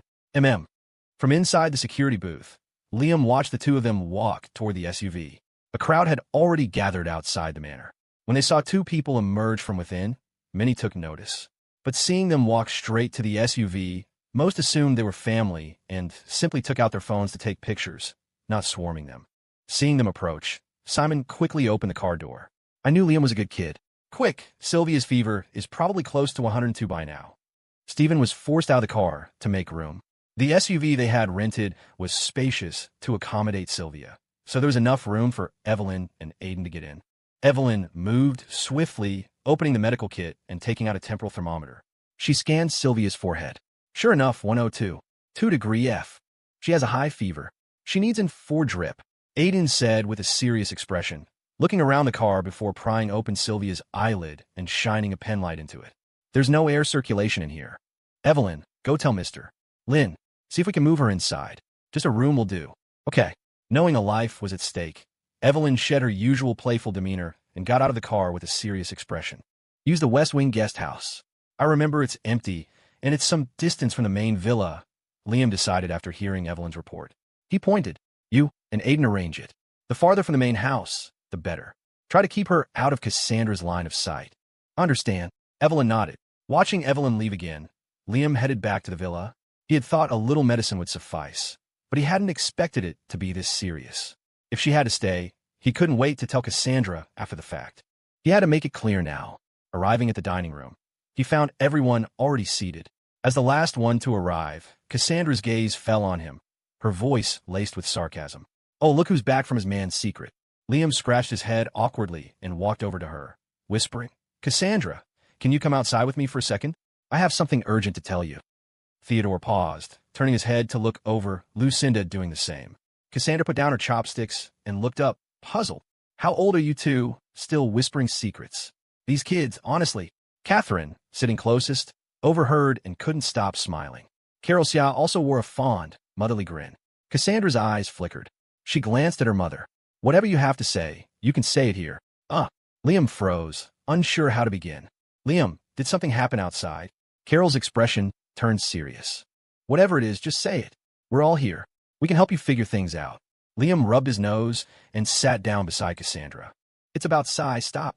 The moment the first syllable left his lips, Cassandra cut him off. A flicker of anger crossed her face. She stood up abruptly. Come with me to the study. Okay. Liam nodded and followed her out. The 4 remaining elders exchanged bewildered glances. As soon as they entered the study, Cassandra slammed the door shut, her face dark. What about that woman now? Knowing she would be angry, Liam quickly explained. The Shaws came to see the snow. Sylvia caught a chill and needs medical attention. That's what I was just out there for. I wanted to tell you clearly to avoid any misunderstanding. Liam was completely honest, relaying everything that had just happened. Let that woman die for all I care. Cassandra spat, her eyes flashing. She shot a glare at Liam and grabbed the front of his shirt. Why did you have to save her? Liam paused for a moment, then said frankly, I think as a father, if I had to watch my own daughter die in front of me, I would probably never be able to forgive myself for the rest of my life. The implication was clear. If Sylvia really died, Simon Shaw would not let it go. Although they weren't afraid of the Shaw family now, a cornered person fighting to the bitter end was more terrifying than anything. Moreover, Cassandra was pregnant. There could be no mistakes. Hearing Liam's words, Cassandra fell silent for a long time. The anger on her face subsided. She slowly released his collar, her hand moving to rest on her belly. A softer expression crossed her features. Their roles had changed.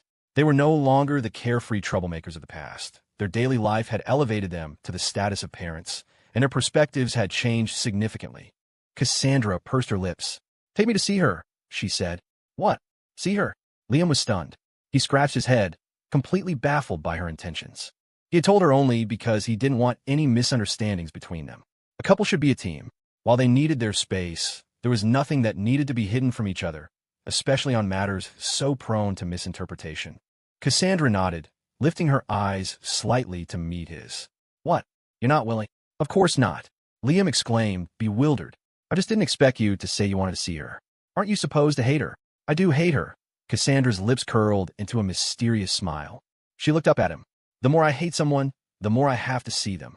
She suddenly hooked her arm through his, a sly grin on her face. "Doesn't she have a thing for you? That's exactly why I have to go see her with you."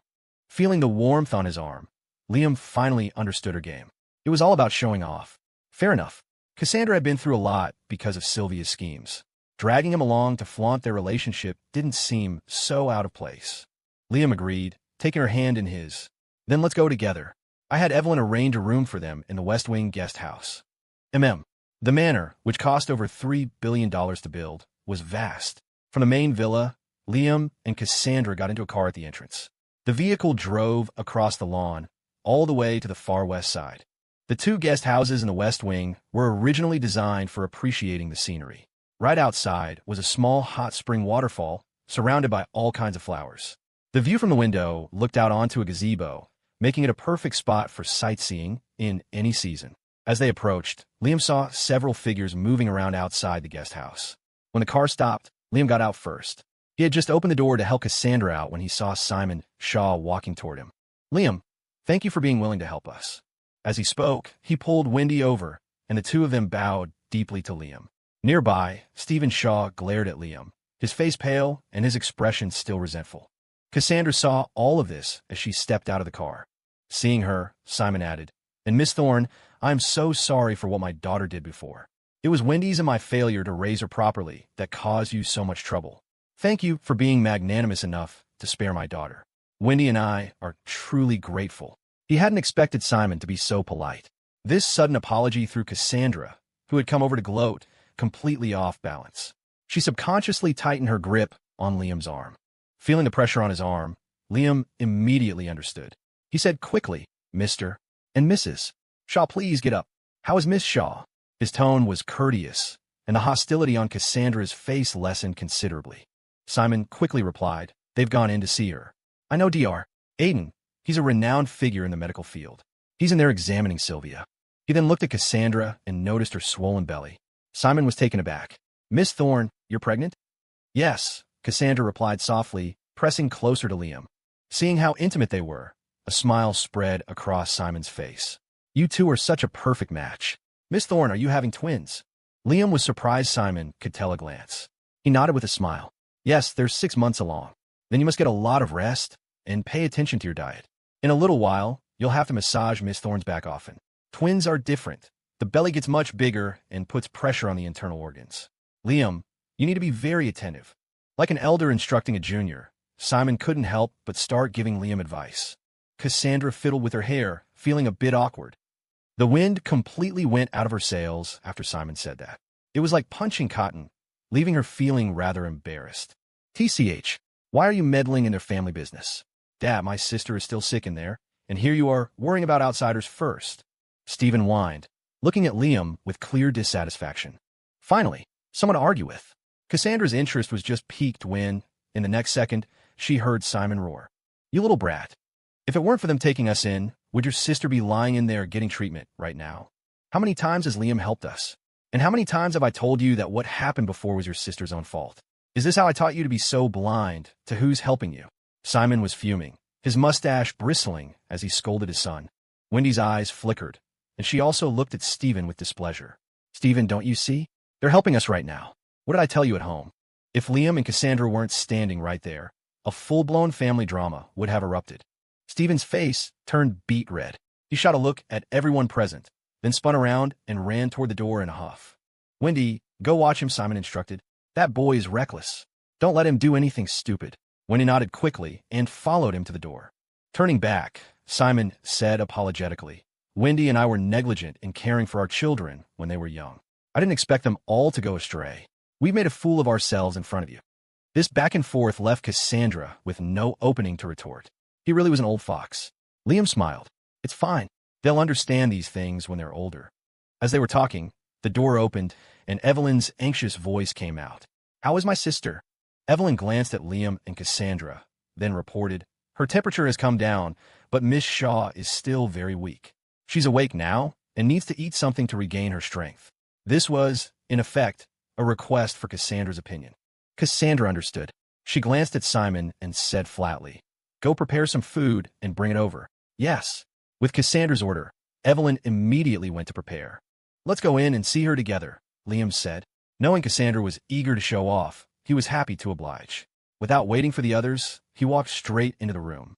Simon was about to call out, but seeing they had already entered, he could only sigh and hurry in after them. Inside, Sylvia Shaw was awake. She lay in bed, staring at the ceiling. Her lips, now hydrated, had a bit of color, but she still looked extremely frail. Upon entering, Wendy and Stephen rushed to the bedside, hovering over Sylvia, their eyes already welling up with tears. Noticing the wheelchair in the guest room, Cassandra asked with some confusion, What happened to her leg? Simon, who had followed them in, cleared his throat and glanced at Liam. She had an accident. It's broken. It's broken. Cassandra was stunned, a look of surprise on her face. Seeing Simon nod silently, the hostility in Cassandra's expression lessened. An eye for an eye, she commented playfully. Liam, Miss Shaw really has a strange connection with you. Both of you breaking a leg. Your leg was also. Simon froze and instinctively looked at Liam. After scanning him up and down and seeing both of his legs perfectly fine, he was baffled. Liam smiled. I was pushed off a cliff and broke it, but it's all healed now. I see, Simon said, enlightened. Don't worry. Miss Shaw's body will heal with time. It shouldn't take too long for her to recover, Liam added with a smile. However, Simon's next words made both Liam and Cassandra freeze. Her leg will never heal. My sister's left leg was amputated, Stephen added resentfully from the side. Everyone's expression changed. Exchanging a look with Cassandra, Liam spoke first. Well, that's quite tragic. His tone might have sounded a bit like gloating, but at that moment, Liam was just grasping for words. What could he say? Offer condolences? He and Caleb were the ones who had caused the leg to be broken in the first place. He couldn't very well say she deserved it, could he? Facing someone who had lost a leg and was lying in bed, frail and helpless, the hatred in Cassandra's heart wasn't so pronounced anymore, especially since Simon's attitude had been consistently respectful. She didn't feel much like showing off now. After all, Cassandra didn't have a habit of kicking people when they were down. She tightened her grip on Liam's arm, tilted her head, and whispered, This is boring. Let's go back. All right, whatever you want. Liam smiled and nodded. They were about to leave when Sylvia's voice cut through the air, cold and sudden. Is that you, Liam? It was the same old, familiar address. On the bed, Sylvia turned her head, her gaze landing on the doorway. The sun outside was bright, and in the snowy weather, the light streamed in, making it hard for her to open her eyes. Liam paused, turning back at the same time as Cassandra. That one look felt like a lifetime had passed. Sis, why are you still talking to them? They're the ones who caused your plane to crash. If it weren't for, Stephen had just started shouting angrily when his mother slapped him on the back of the head. He yelped in pain, clutching his head. Be quiet. Wendy hissed, then glanced at Simon. They both stepped away from the bed. On the bed, a faint smile appeared on Sylvia's lips. She squinted, her gaze fixed on the two figures in the doorway, her voice weak. The person standing next to you, is that Cassandra Thorne? It is, Cassandra answered without hesitation, her grip on Liam's arm tightening. Sylvia let out a soft laugh. The two figures, backlit by the bright light, looked so perfectly matched, and Cassandra's slightly protruding belly. In that moment, Sylvia suddenly felt like a fool. What are you laughing at? Cassandra asked, confused. Sylvia didn't answer. She just stared at Liam, as if trying to see into his eyes through the light. She ignored Cassandra and asked Liam instead, Liam, are you sure you truly love her? Are you sure you don't just love her because she's pregnant, but the real her? Are you sure you're not just with her out of compromise? Her words struck Cassandra, who instantly froze. All her past moments with Liam, the sweet and tender times, were real. She had tested him countless times, and he had always stood by her, even willing to do anything for her. Sometimes, she felt she was overthinking things. But all that sweetness had come after she got pregnant. Before they had the babies, Liam had never once said he loved her. She subconsciously tightened her grip on Liam's arm. Noticing her slight movement, Liam turned his head, his gaze falling on Cassandra. She showed no reaction, her expression as placid as usual, but there was a flicker of unease in her eyes.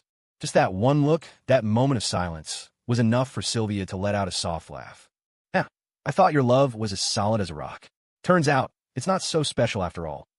Her voice was light and airy, but it landed on Cassandra's heart like a meteorite. Cassandra had never been afraid of anything else. Her only fear was Liam not loving her anymore. Nothing else could stir her emotions. Liam's eyes darkened. He looked at Sylvia, but instead of rushing to explain, he glanced meaningfully at her leg. "You should focus on getting better," he said flatly. The implication was clear. Stop meddling and worry about yourself. And if it weren't for your parents pleading, I wouldn't be helping you. Liam had never liked getting involved in other people's family affairs. His voice was clear and steady. Cassandra raised an eyebrow, seeming to catch his meaning. She stared at Sylvia's leg and, tightening her hold on Liam's arm, said, "I believe there's a saying. Sweep the snow from your own doorstep, and don't worry about the frost on your neighbor's roof. Miss Shaw, you should focus on healing your own leg." The words were sharp, practically dancing on Sylvia's last nerve. Already weak, Sylvia's face grew even paler. Liam was a little surprised. He hadn't known Cassandra could be so articulate. He couldn't help but smile and gently tap her nose. "Since when did you learn to talk like that?"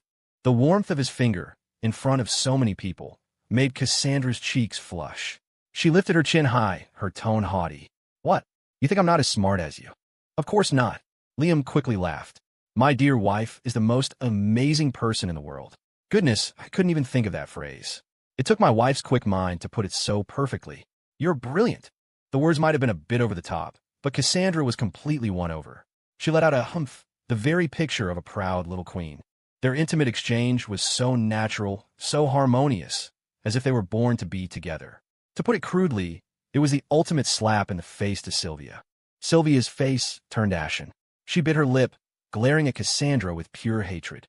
Beside her, Simon quickly intervened. "Sylvia, don't talk anymore. Have some porridge later to recover.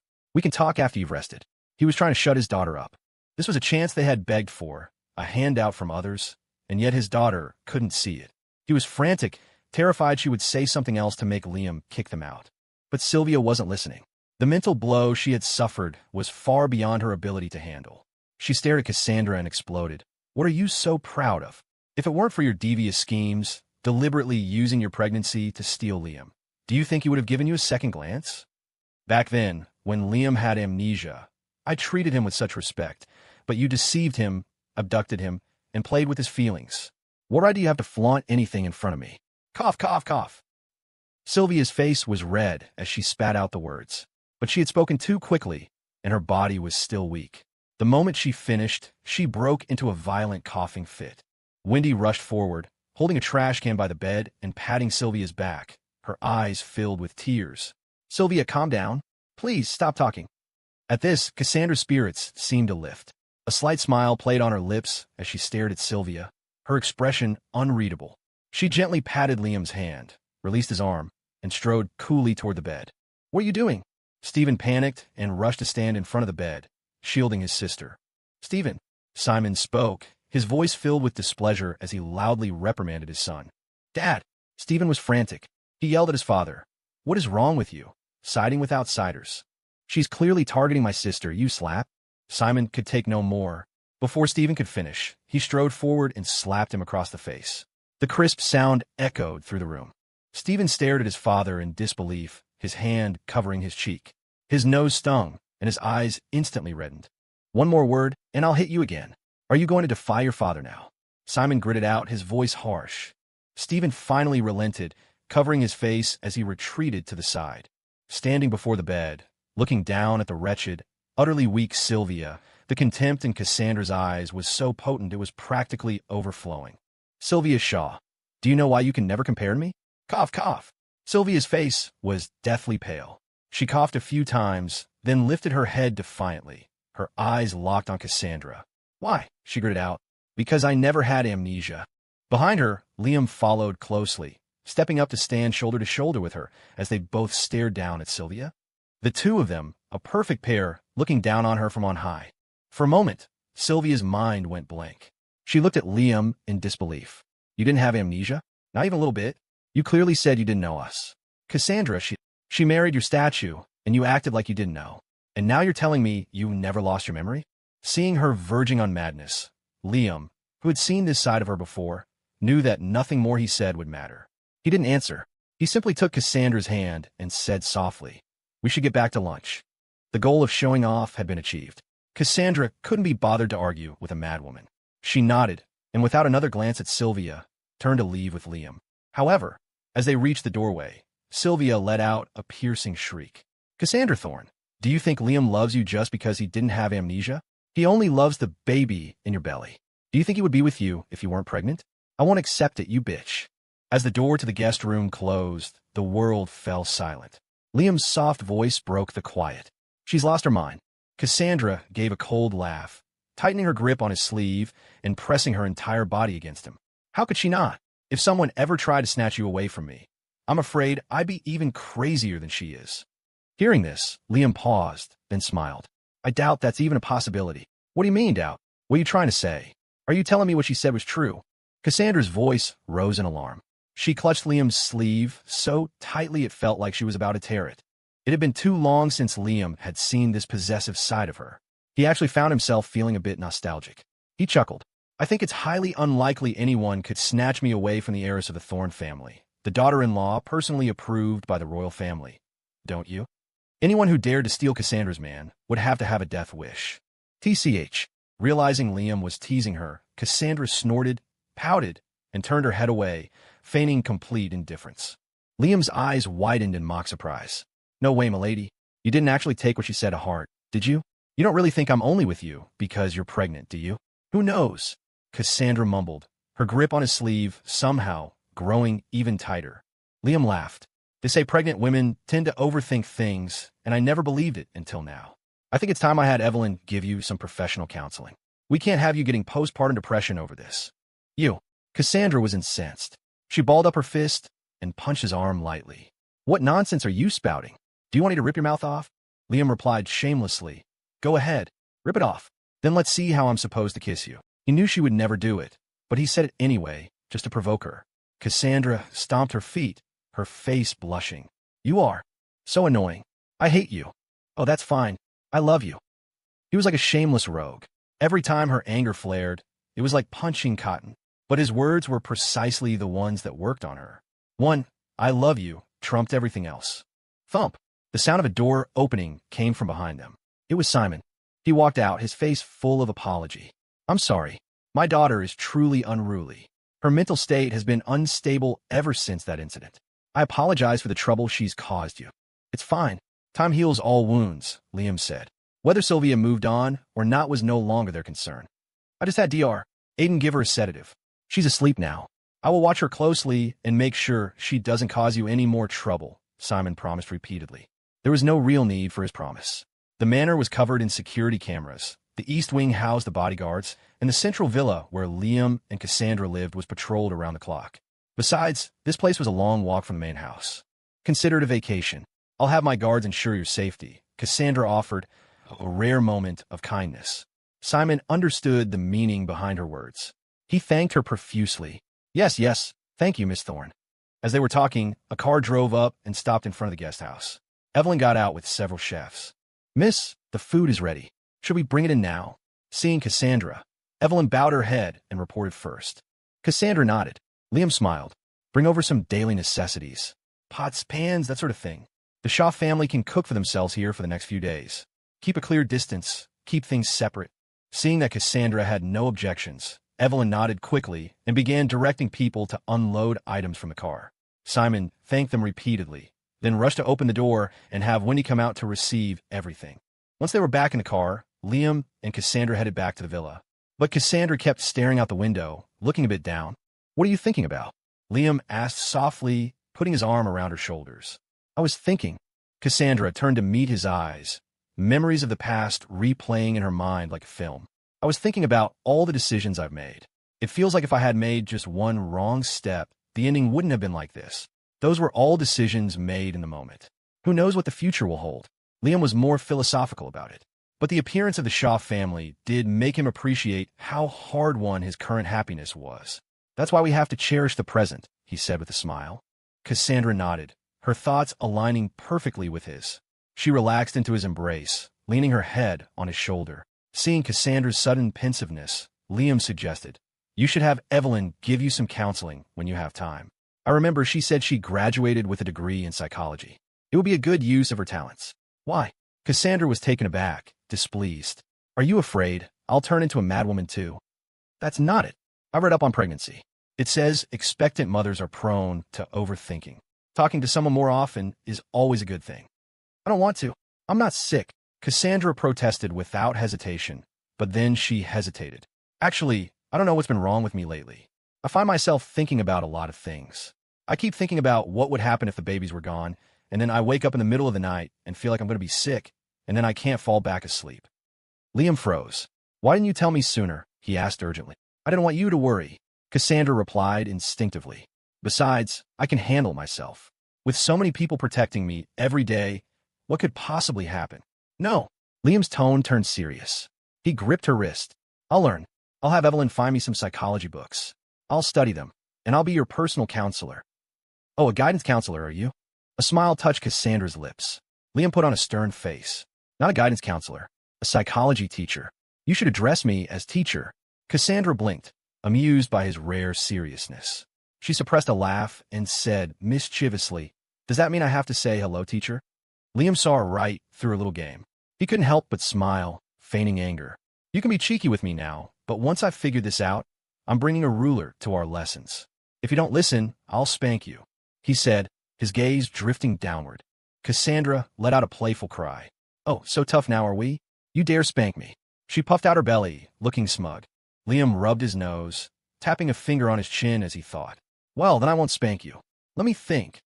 Cassandra smiled, her eyes sparkling as she watched him. The next second, Liam cleared his throat, his voice dropping an octave. "So, you're not going to listen? Is that it? Fine. I'm calling your parents." Puffed. Cassandra couldn't hold it in any longer and let out a snort of laughter. But seeing the utterly serious look on Liam's face, she cleared her throat and adopted a formal tone. "Is that right? Well, teacher, what if my parents aren't available to come in?" Liam pinched her cheek, his expression grave. "Then I'm afraid I'll have to make a house call." A flicker of mischief crossed Cassandra's eyes. "A house call? The teacher is coming to your house for a private conference. How will Miss Thorne prepare?" Cassandra furrowed her brow, pretending to think it over. "Well, in that case, I'll have someone tidy up the house and prepare a desk specifically for my teacher.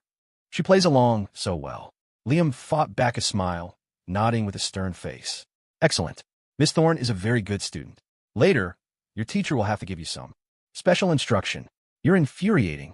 Who wants your instruction?" Cassandra finally broke, landing a soft punch on his chest.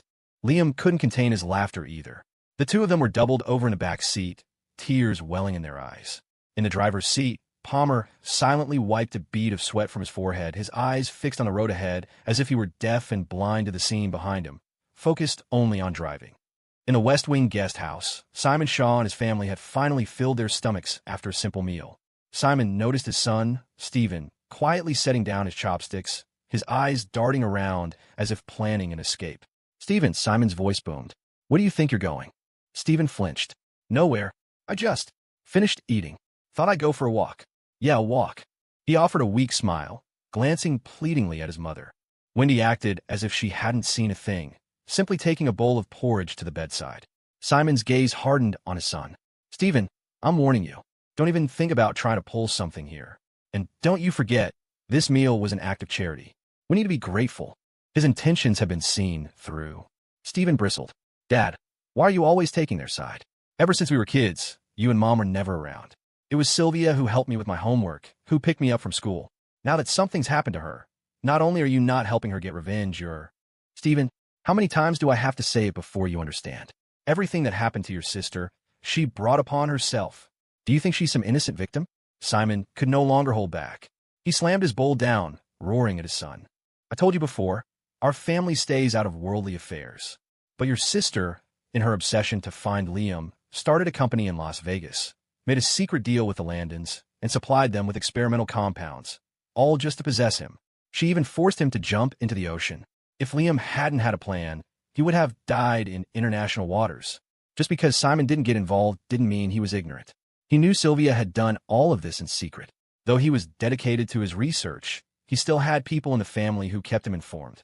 He had known for a long time, but had chosen not to act. But if they were going to have it out, then it was time to put all the cards on the table. Dad, what are you talking about?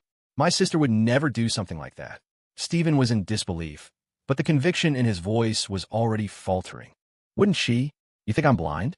Your sister gave the Landons the cancer treatment compounds I was developing, and the Landons turned around and used them for all kinds of illegal experiments. You think I don't know?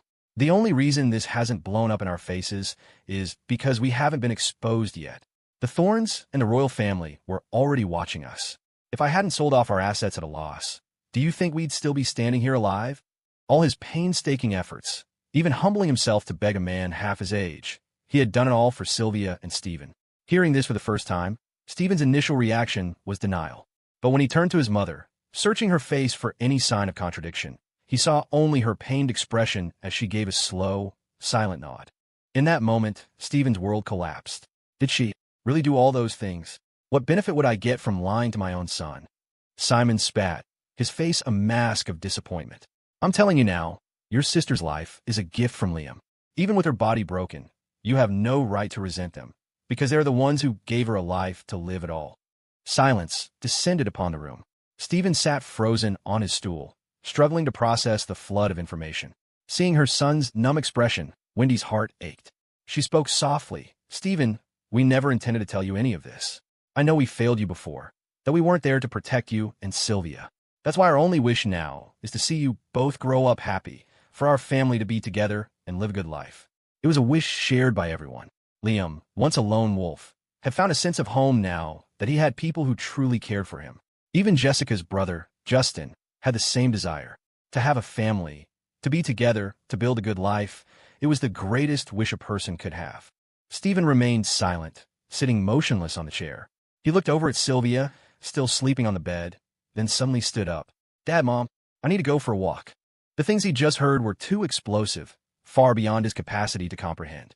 Simon sighed, nodding but not forgetting to add a warning. Go. Miss Thorne said we could walk around the grounds. But don't go near the main villa. Don't give them a reason to think we're a nuisance. Stephen didn't reply. He just turned and left the room, his head down. Hearing the door click shut, Wendy looked at her husband. Simon, was that too direct? Direct. Simon snorted. Stephen turns 20 after the new year. He's not a child anymore. He's a Shaw. You should have known this sooner. He's an adult now. It's time he developed his own judgment. He glanced at Sylvia, weak and fading on the bed, and added grimly, besides, he's going to have to take on the responsibility of caring for his sister sooner than he thinks. Better he knows now, before he gets any stupid ideas about causing trouble for Liam and his family. When he gently touched the empty space in the bedding where Sylvia's leg used to be, her nose stung, and her eyes welled up. She nodded, offering no further argument. What took you so long? We were about to finish. The moment they entered the dining room, Lucinda Thorne couldn't help but chide them gently. Seeing that everyone was nearly done eating, Liam quickly apologized. Sorry, something urgent came up, so. He glanced at Cassandra. Cassandra let out a small huff, pulling Liam down into a chair beside her. It's not like we have anywhere to be today. I wasn't that hungry anyway. We can eat slowly. Take all the time we want.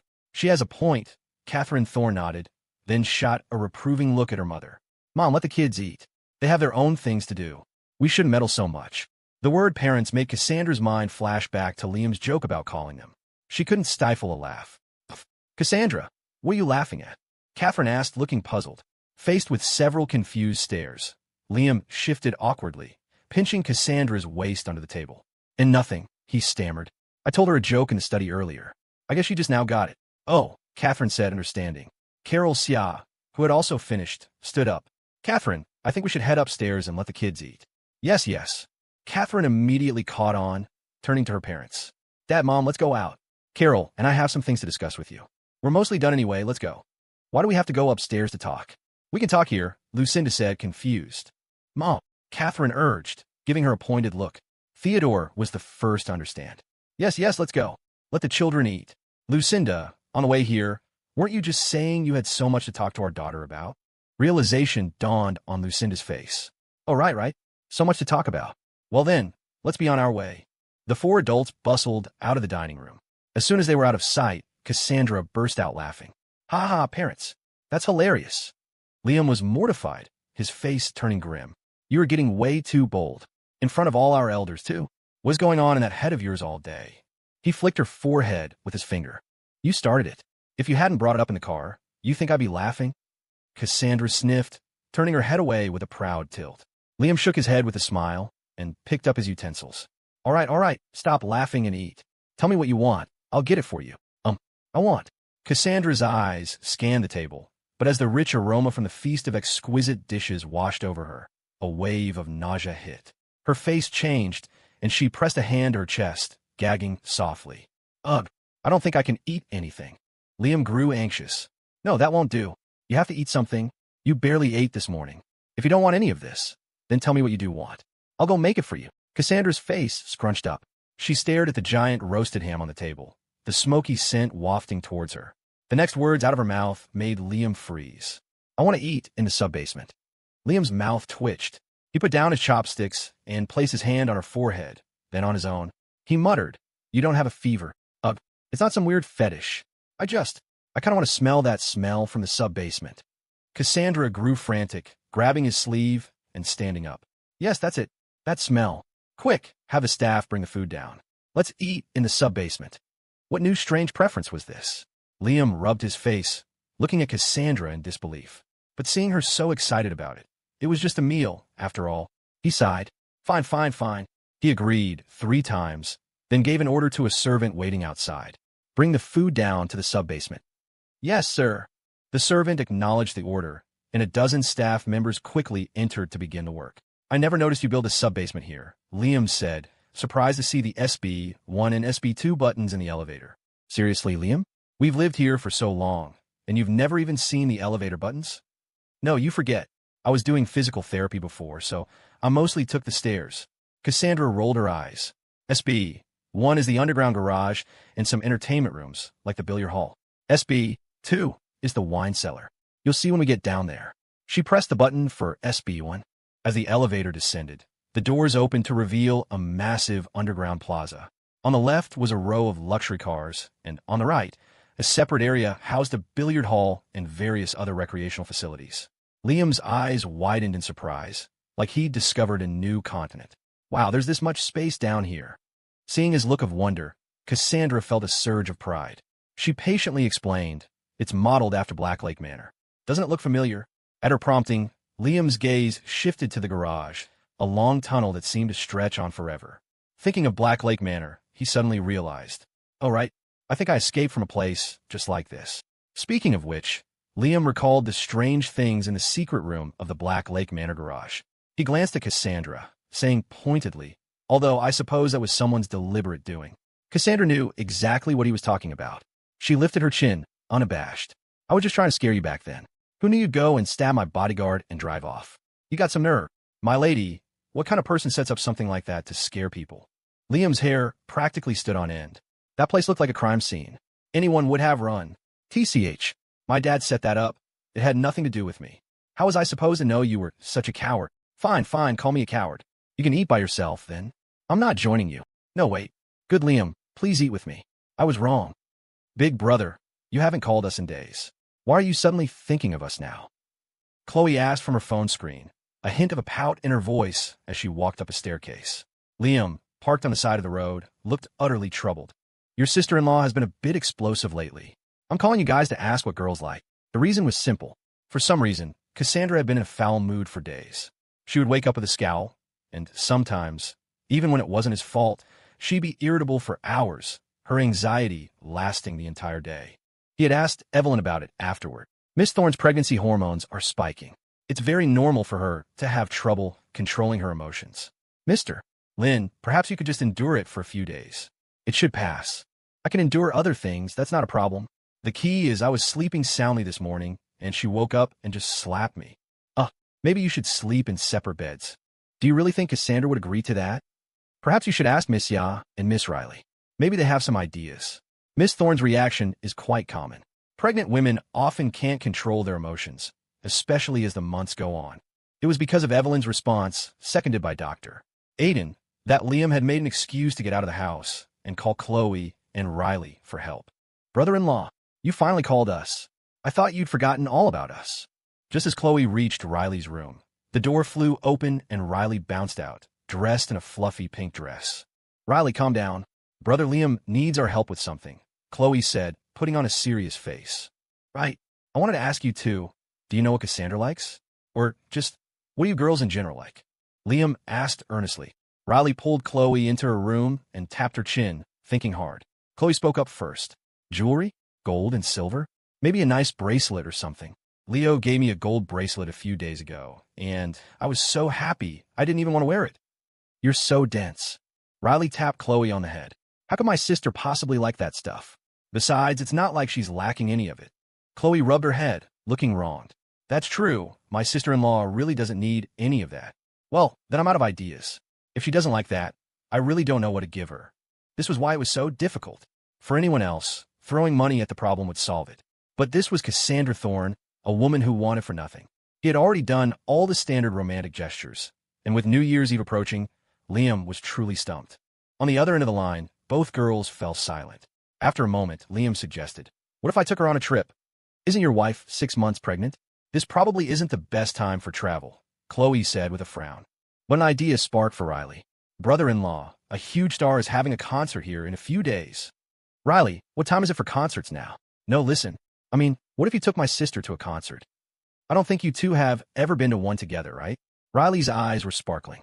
They hadn't, but you want me to take a very pregnant Cassandra to squeeze through a concert crowd? Liam's mouth twitched. He was clearly not on board with that idea. "No, have a singer come to your house. Your place is super convenient. I don't know about back home, but over here, these singers will perform anywhere for the right price." The royal family had a banquet a few days ago, and a bunch of stars were lined up to perform. "Brother-in-law, it would be so easy for you to invite a few of them." Riley was getting more and more excited. "Oh, right." Chloe was suddenly inspired too.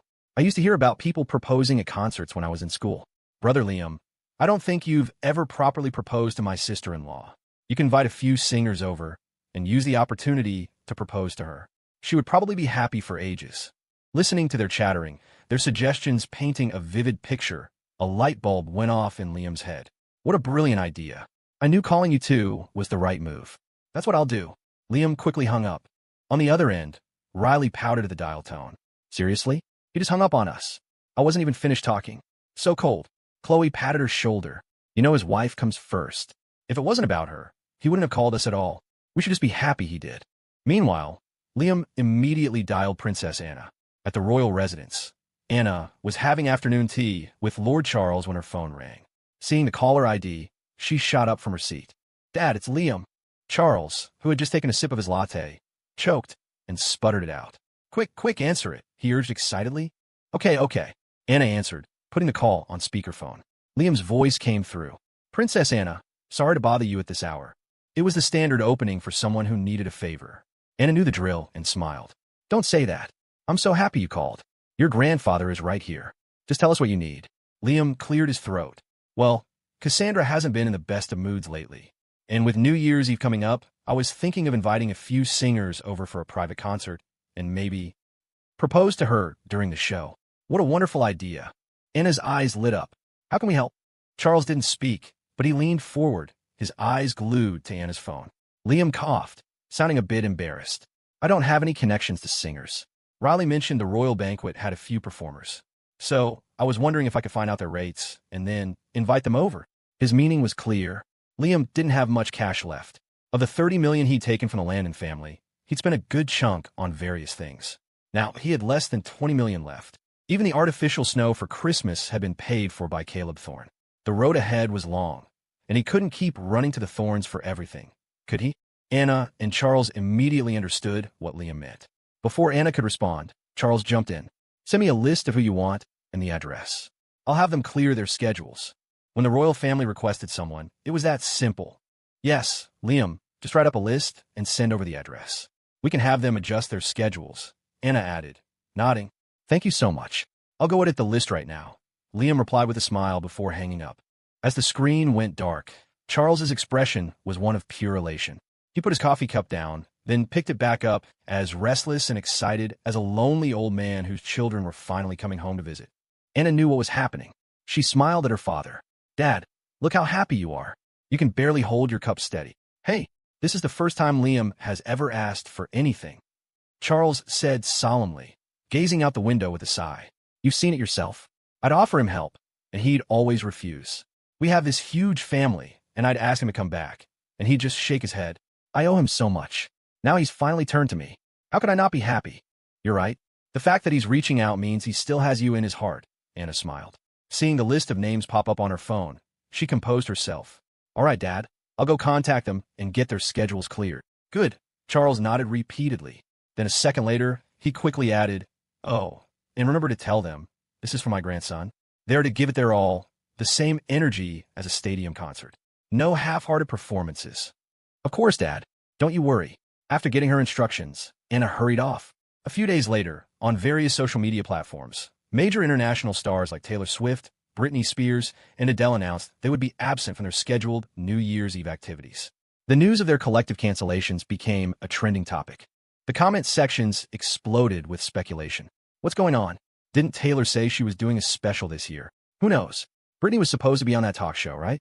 Is she not doing it anymore? Their IP addresses all seem to be in the US now, near NYC. Are they going to be on one of our New Year's Eve shows? OMG, for real? I checked, and a bunch of their locations changed.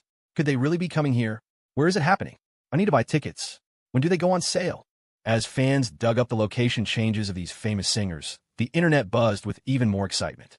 With New Year's Eve approaching, many TV networks were hosting specials, and netizens furiously debated which one had managed to book such a star-studded lineup. Little did they know, it wasn't a TV network that had invited them. "Dad, I've seen them hauling construction materials into the estate for the past 2 days. Are they building another house?" In the West Wing guest house, Simon Shaw watched from the window as workers in the distance assembled a large stage. "What they do is their business. If it doesn't concern us, don't meddle," Simon said coolly, not forgetting to glance over at Sylvia. On the bed, Sylvia had regained some of her strength. She was leaning against the headboard, holding a small bowl and eating her food one bite at a time, silent and withdrawn. "We live here, you know. It's not like I was planning on making trouble. Can't I just enjoy the drama?" Stephen muttered, sullenly closing the window. "I saw a lot of big trucks coming in when I was out for a walk yesterday. I wonder what they're up to," when he chimed in. "Whatever it is, it's none of our business. Let's not worry about it. Just do what you need to do," Simon said, shaking his head, his gaze fixed worriedly on Sylvia. When he sighed and finally walked over, closing the door. This time, the invited performers were all A-listers. Once celebrities of this caliber had an event, word spread quickly through the industry. Brandon Jung, the director, had heard the rumors. He sent people to investigate and discovered that they were all staying in the same area of NYC, Maplewood Manor. Brandon was ecstatic. He immediately called Liam. Liam, who had just finished breakfast, was a bit surprised to see the call. "Brandon, why are you calling me at this hour?" "Hey man, I hear you're doing pretty well for yourself these days. You even got Britney and Adele to come over. Are you about to take over the world?" As soon as he heard Liam's voice, Brandon's own voice was practically booming with excitement. Liam quickly pulled the phone away from his ear, frowning. "How did you know? It's all over the industry grapevine. How could I not know?" Brandon chuckled. Then his tone shifted, becoming obsequious. "So, Liam, there's a little favor I wanted to ask you." "Go on." "Well, I have this new artist under me, Laura Quinn. She's one of the rising stars. I was thinking, since you're hosting a concert, could she maybe come by, make some connections, learn from the best?" Liam hadn't expected this. He frowned. "This is a private event. It's not open to the public, and I haven't invited any media, so there won't be any real exposure." "That's fine. The people you've invited are international legends. Just letting my artist get a look is a huge deal. Who knows, maybe some sparks will fly. She could learn a thing or two. It's never a bad thing to learn, right?" Brandon wouldn't give up. As a small-time director, he had managed to get a foot in the door, but he mostly directed minor shows. Besides the dating show Liam and Riley had been on, which had made him a fortune, his other projects had barely made a splash. With such a golden opportunity, he wasn't about to let it go. Just making a connection could be a huge help for future collaborations. To Liam, Brandon was someone who had helped him in the past, at least by treating him well on the show and giving him a job when he was struggling. If it was just for her to show up, it was a reasonable request. Liam nodded. "All right, she can come, but she needs to be quick. New Year's Eve is tomorrow, and everyone will be here by noon. I'm closing the estate to visitors after that. so have her come early. Brandon was overjoyed. Great. I'll clear her schedule right away. I'll have her head over tonight. Brandon, are you sure this is legit? It's not some shady back alley deal, is it? In the dressing room, Izzy Monet stared skeptically at Brandon Jung. Beside her, Laura Quinn looked worried. You still don't trust me? This is an invitation from my friend, for people he invited. I just called him, and since he's a good guy, he agreed to let Laura come. Brandon puffed out his chest, the favor from Liam giving him a surge of confidence. Izzy was still unconvinced. Sure, you can hire singers with money, but the names on that list are all major A-listers. Who has that kind of cash to bring them all over? Izzy, we can just go and see for ourselves, Laura whispered, tugging on her friend's arm, signaling for her to stop. We have to be sure. If we just go over there without knowing anything, who knows what kind of trap it could be? Izzy deliberately raised her voice, shooting a contemptuous look at Brandon. This kind of thing happened all the time in the entertainment industry. It was practically an open secret that directors would send their artists to certain places. For such a golden opportunity to fall into their laps out of nowhere was too good to be true. Only Laura can go. I only asked for a spot for Laura, and my friend agreed. Laura, you should get ready. I've already arranged a car for you, Brandon said, too lazy to argue with Izzy. He dropped the bombshell and walked out. The more he acted this way, the more suspicious Izzy became. Good things like this didn't just happen. Why them? What about all the other artists? Laura, maybe you shouldn't go. It doesn't feel right. I mean, think about it. Who could possibly invite so many celebrities? Taylor Swift is on that list. Izzy pulled on Lara's arm again, her face a mask of disapproval. Laura bit her lip, thinking for a moment. Whether it's real or not, I have to go see. Brandon has been good to me. I've been with him for a long time, and he's never screwed me over. What if it's a real opportunity? Silly girl, when does an opportunity that good ever fall into your lap? As your manager, I have to grovel just to get you a sliver of a resource. This is obviously a setup. Izzy's eyes widened in alarm. Laura sighed, not responding. Seeing her expression, Izzy knew what she was thinking. Fine, fine, she relented with a sigh. I know you don't want to miss this chance, but safety comes first. I bought one of those hidden necklace cameras a few days ago. Wear it, and don't take it off when you get there. I'll start a live stream online. If anything happens, we'll know immediately. That's a great idea. Laura nodded, a smile finally gracing her lips. And since they're all celebrities, if you run a private stream, it could even boost my profile a bit. Exactly. And so, the plan was set. With everything prepared, Laura Quinn got into the car headed for Maplewood Manor. After a 3-hour drive, she arrived. The snow had passed, and the number of tourists outside the estate had dwindled. Getting out of the car, Laura saw only a few large trucks parked in the garden and a stage already set up in the distance. Miss Quinn, a guard at the gate, approached her. Laura nodded, her hand clutching the micro camera on her necklace, ready to turn it on at a moment's notice. The guard's face broke into a smile. He gestured inside. Please get in the car. The master has already given instructions. You and the other singers will be staying in the East Villa. Everything has been prepared for you. Okay. Laura nodded and got into the estate's car. Laura had worked her way up since graduating from college. The small foothold she had in the entertainment industry was largely thanks to Brandon's help, but his resources were limited. She had never been to a major event like this. Now, seeing the vastness of Maplewood Manor with her own eyes, she finally understood what it meant to be in a different league. The estate was so large you could barely see the end from the gate, like a castle, with a single grand villa standing at its center. The car drove to the East Villa, passing a private amusement park that made Lara's eyes go wide. As she saw famous singer after famous singer getting out of cars in front of the villa, she finally believed it. Brandon really did know someone this powerful. On New Year's Eve, the sound system was ready. The audience consisted of only a handful of people. Led by the guards, the concert began. As Cassandra got into the car, she saw the massive stage in the distance, her eyes lighting up. Is this the surprise you were talking about? It is. I was thinking we've never been to a concert together, so I brought them all here for us to listen to at home, Liam said with a smile, looking at the stage and the singers preparing nearby. He hadn't invited any media, and the event was completely closed off to prevent any fans from sneaking in and causing trouble. With Cassandra pregnant, he couldn't risk any accidents. But what Liam didn't know was that, even without the media, the event was already a trending topic. The moment Laura Quinn sent a message to Izzy, she saw a car pull up. A stunningly handsome couple got out. She instantly realized they were the main event of the evening. In her excitement, and wanting to ride the wave of hype, Laura clicked on the hidden camera hanging from her neck. As Izzy started the live stream, the entire scene inside Maplewood Manor was broadcast to the world.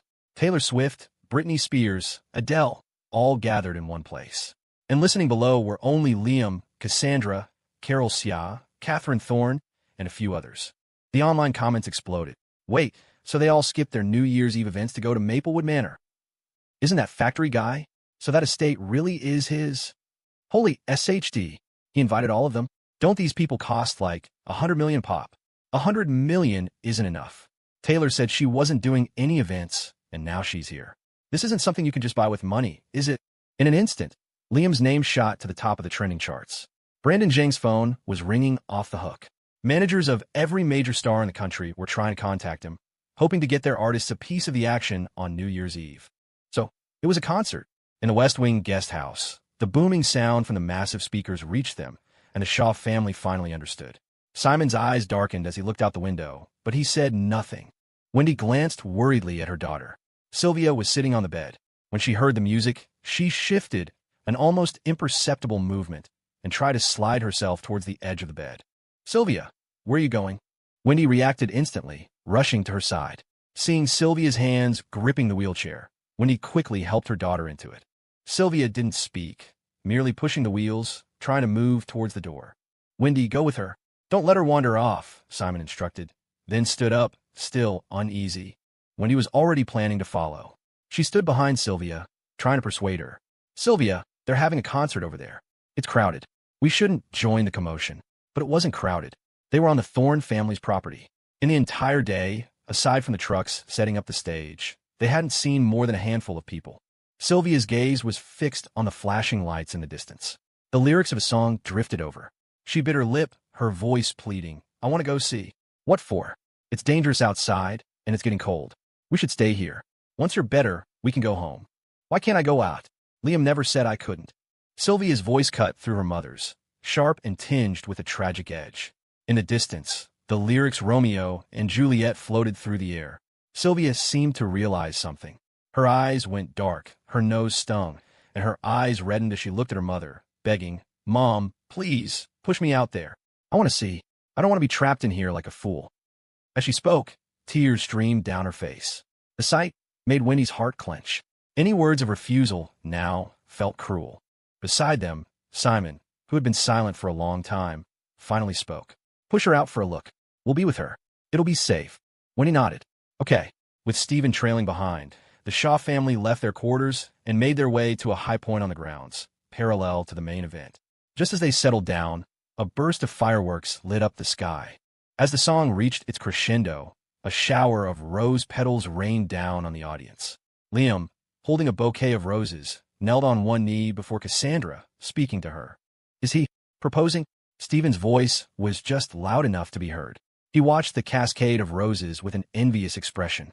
Liam really knows what he's doing, putting on a show this big for a proposal. Wendy and Simon said nothing, their eyes fixed anxiously on Sylvia. In her wheelchair, Sylvia's hands gripped the armrests so tightly that the veins on the back of her hands bulged, as if she were about to crush them. Money alone couldn't do this. It was beyond money now. To see Liam proposing with her own eyes, and to know the proposal wasn't for her. Perhaps, from the very beginning, she had never been in his eyes. Everything she had ever done was just a joke. Sylvia watched as Cassandra accepted the roses from Liam. She watched them embrace. The distance was too great. She couldn't see the expressions on their faces. But she imagined they were happy, blissful, a happiness that didn't belong to her. Sylvia, the wind is strong. We should go back inside, Wendy said softly, her heart aching. But when her gaze fell on Sylvia's face, streaked with tears, it felt like a knife twisting in her gut. I never expected Liam and Cassandra to end up together, but it was their choice. Sylvia, didn't I tell you before? Everything has its own conclusion. You can't force it. Simon's voice was calm, a gentle attempt at persuasion. Sylvia's mind was in turmoil. The sweet scene to the east was too much to bear. The music, the romance, the knowledge that Liam had prepared all of this for Cassandra Thorne. It felt like her heart was being squeezed. She silently reached down and released the brake on her wheelchair, unhesitatingly letting it roll forward. Sylvia, what are you doing? Wendy reacted in a flash, grabbing her daughter's arm. Stephen rushed over to help. Let go. Let me die. What's the point of living? The man I love doesn't love me. Tell me, what's the point? Why did you save me? Why did you let him save me? Are you trying to humiliate me? Slap. Before Sylvia could finish her tirade, a sharp slap echoed in the night air. Simon stared at her. his face a mask of fury and disappointment. We saved you. And what fault is there in that? Sylvia, life is more than just love. Don't you understand why we went through so much just to save you? Your leg is gone. Your eyes are damaged. Can't you see who is standing right in front of you? Simon had been holding these words back for a long time. Every time he saw her weak and frail, he couldn't bring himself to say anything that might hurt her further. But now, after seeing this, to know she still wanted to give up her life, he couldn't hold back any longer. Sis, if you hate them, we could just cut them out of our lives. You still have me. You have Mom and Dad. Are you going to abandon us too? Stephen knelt on the ground, his eyes level with hers. As warm as it was to the east, it was just as bleak to the west. However, Cassandra, the subject of the proposal, was completely captivated by Liam. Surrounded by a sea of rose petals, under the faint moonlight and flashing stage lights, she looked from the bouquet in her hands to the man sliding a diamond ring onto her finger. Beside them, their parents clapped with excitement. Say you'll marry me, Juliet, you'll never have to be alone. On stage, the translated lyrics shone on the screen. In the midst of the celebration, Cassandra's eyes were only for Liam. I love you, Cassandra. No distractions, no other factors. I love you for you. You're the only one I want. So will you marry me? Liam smiled, taking her hand and holding it tight. As the song soared to its peak, a smile bloomed on Cassandra's face. Their eyes met, and in that friction of gazes, she spoke softly. I will. A proposal? Oh my God. Is this how rich people propose? Damn, Laura Quinn, you really hit the jackpot. You snagged all the attention. Good Lord, hiring superstars for a private New Year's concert just to propose. Factory Guy is literally fulfilling every girl's fantasy. Still calling him Factory Guy? We should be calling him Mr. Lynn now. Damn, you can't get these people even with money. What's Mr. Lynn's background anyway, to be able to invite so many huge stars? I don't know. Didn't his mom post photos from the royal yacht before? I'm guessing he has some connection to the British royal family. Whoa, I can't even imagine. I couldn't even dream of this. I'm starting a petition. Can Mr. Lynn do a daily live stream? No other reason, I just want to see how rich people live. +1 foot, +1. The hashtag petition for Liam to stream exploded, once again dominating social media, marked with the exploding tag. Countless netizens passionately discussed it, and a poll asking for Liam and Cassandra to start a daily relationship stream had already reached 100,000 votes. But at that moment, Liam and Cassandra were snuggled together in the courtyard, listening to the concert with several portable heaters arranged around them. It was a scene straight out of Dream. Laura Quinn watched from a corner of the stage for a long time, her eyes fixed on the beautiful couple. She desperately wanted to go over and say a few words, but the two of them, dressed in their finest, radiated an otherworldly aura that kept her at a distance. It was strange. They were all human, but it felt like they belonged to a different world. Are you cold? Liam asked, noticing Cassandra's flushed cheeks. Her long black hair, freshly let down, cascaded over her shoulders. He gently squeezed her hand. It was ice cold. He frowned and pulled a portable heater closer. I'm fine, not that cold. It's much better than the other day when it was snowing, Cassandra said, looking around and shaking her head. Then why are your hands so cold? And your face is so red. Are you sure you're not freezing? Liam's brow furrowed as he stared at her intently. Feeling his burning gaze, Cassandra pursed her lips, holding back a smile. She tilted her head up, her tone proud. What? Are you worried about me? Liam didn't hesitate. Of course I'm worried about you. You're my greatest treasure. Who else would I worry about? Cassandra let out a soft, please sound and rested her head on his shoulder. The corner of her mouth lifted. I'm not cold. I'm just happy. Excited. Really? Of course. How could I be cold with all these heaters around me? Besides, even if I were cold, I'd say so. I am an adult, you know. She said that, but her face was alight with pure joy. The anxiety that had plagued her for days vanished in that moment. She was thrilled. She never imagined Liam would remember to give her a proper proposal, and she certainly never expected it would happen so soon. Ever since Sylvia had reappeared, she had been tense. Although she trusted Liam and knew his character, trust was one thing, and worry was another. The sudden, dark moods had made her feel like she was going to explode. She had been losing hair, unable to sleep soundly. But now all of that was gone. She knew that in Liam's eyes, there was only her, and in hers, only him. That was enough. All right. You're an adult, Liam chuckled, wrapping an arm around her shoulders and pulling her into his embrace, right there in the open. The lively concert came to a close late at night. The atmosphere was different from a public show. There were no screaming fans, just the lingering melody of slow songs. Eventually, Cassandra fell asleep. She was like a little kitten, her hand clutching his collar as she slept soundly on his shoulder, her soft snores audible if you leaned in close. You should take her back to sleep. It's cold out here, and it's not safe for her to sleep like this, Carol Sia said softly, approaching with a roasted sweet potato. Liam nodded. Okay. Mom, could you have them bring the car around? I'll carry her back. Of course. Thanks to his recent fitness regimen under Dr. Aiden's guidance, Liam's body had not only recovered, but was stronger than ever. Even carrying a pregnant Cassandra wasn't much of strain. He settled her in the car, her small hand still gripping his shirt. He sat down beside her with a sigh. Back at the villa, he carefully placed her on the bed and let out a long breath. He stretched his arms, looking with amusement at the large mound under the covers. He leaned in close and whispered to the bump, "You two better be good in there. Don't keep moving around and bothering your mother, or I'll spank you both when you get out." After he spoke, silence filled the room. Liam scratched his head, embarrassed. He was acting more and more childish, bickering with two unborn babies. The next day, after Liam had lunch with Cassandra, Evelyn took her for her prenatal exercises. Seizing the free moment, Liam was about to read a psychology book when a guard entered. "Sir, Mr. Shaw is here. He says he'd like to see you." Liam's eyes flickered. He had expected this. He nodded calmly. "Let him in." "Yes, sir." A moment later, Simon Shaw walked in, an awkward expression on his face. He looked at Liam, as if about to speak but unable to find the words. Liam, having already seen through him, cut straight to the point. "Mr. Shaw, if you have something to say, just say it. My wife is doing her exercises. She's not here." Simon was taken aback. Meeting Liam's gaze, he felt as if his soul had been laid bare. The awkwardness vanished, replaced by a wry smile. "No wonder old Mr. Thorne was so insistent on having you as a son-in-law.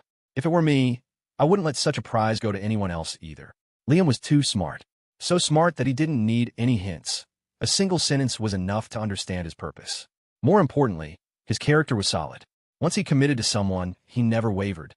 Such a loyal and outstanding man. It was no wonder his daughter had become so obsessed. "Sylvia wants to see you." Without hesitation, Simon got straight to the point. A flicker of understanding crossed Liam's eyes. He didn't stand up, just smiled faintly. "Mr. Shaw, as you know, I have to have lunch with my wife. She can get insecure, so I don't meet with any woman privately under any circumstances." He would always let her know. It was how it had always been, and how it would always be. Cherishing the present wasn't just a phrase to him. He was happy now, and he would avoid anything that might threaten that happiness. Simon had anticipated this response. He took a deep breath and looked Liam in the eye. "I think this will be the last time." He cleared his throat. "Sylvia saw your proposal yesterday. She went back to her room and has been curled up in bed ever since. She hasn't touched a drop of water. Liam, please try to understand my position as a father. I can't bear to see my daughter like this." Simon's words were sincere, his head bowed low as he spoke. Liam's expression flickered. Other things aside, Simon's plea as a father had struck a chord. He was the first man Liam had ever met who would go to such lengths for his daughter. The second was Caleb Thorne. Liam vaguely remembered his first meeting with Caleb. At the time, Caleb had claimed to have his best interests at heart, but every word was clearly from Cassandra's perspective. Principles, righteousness, in the face of one's own flesh and blood. Unless you were truly deranged, no one could remain completely detached. Seeing Liam's silence, Simon knew he'd hit a nerve. He took another deep breath and pleaded again. "I know Miss Thorne has always been against you seeing Sylvia, but this should be the last time. You're the only one who can help Sylvia find closure. Liam, I'm begging you." If it weren't for the guards outside, Liam was certain Simon would have knelt. He pressed his lips together, staring at the glass of water in front of him. "All right, I'll go see her. But let me be clear, this is the last time. And I want Dr. Aiden to be present." It was to avoid any misunderstandings. As a doctor, Aiden's presence was logical. Simon, of course, had no objections. He nodded repeatedly, his eyes welling with tears of relief. "That's wonderful. Thank you, Liam." They got into a car at the villa entrance and drove to the West guest house. As soon as Liam stepped out, he could hear the desperate pleas of Wendy and Stephen from inside. "Sylvia, just eat a little. Your body has just started to recover. You can't starve yourself like this.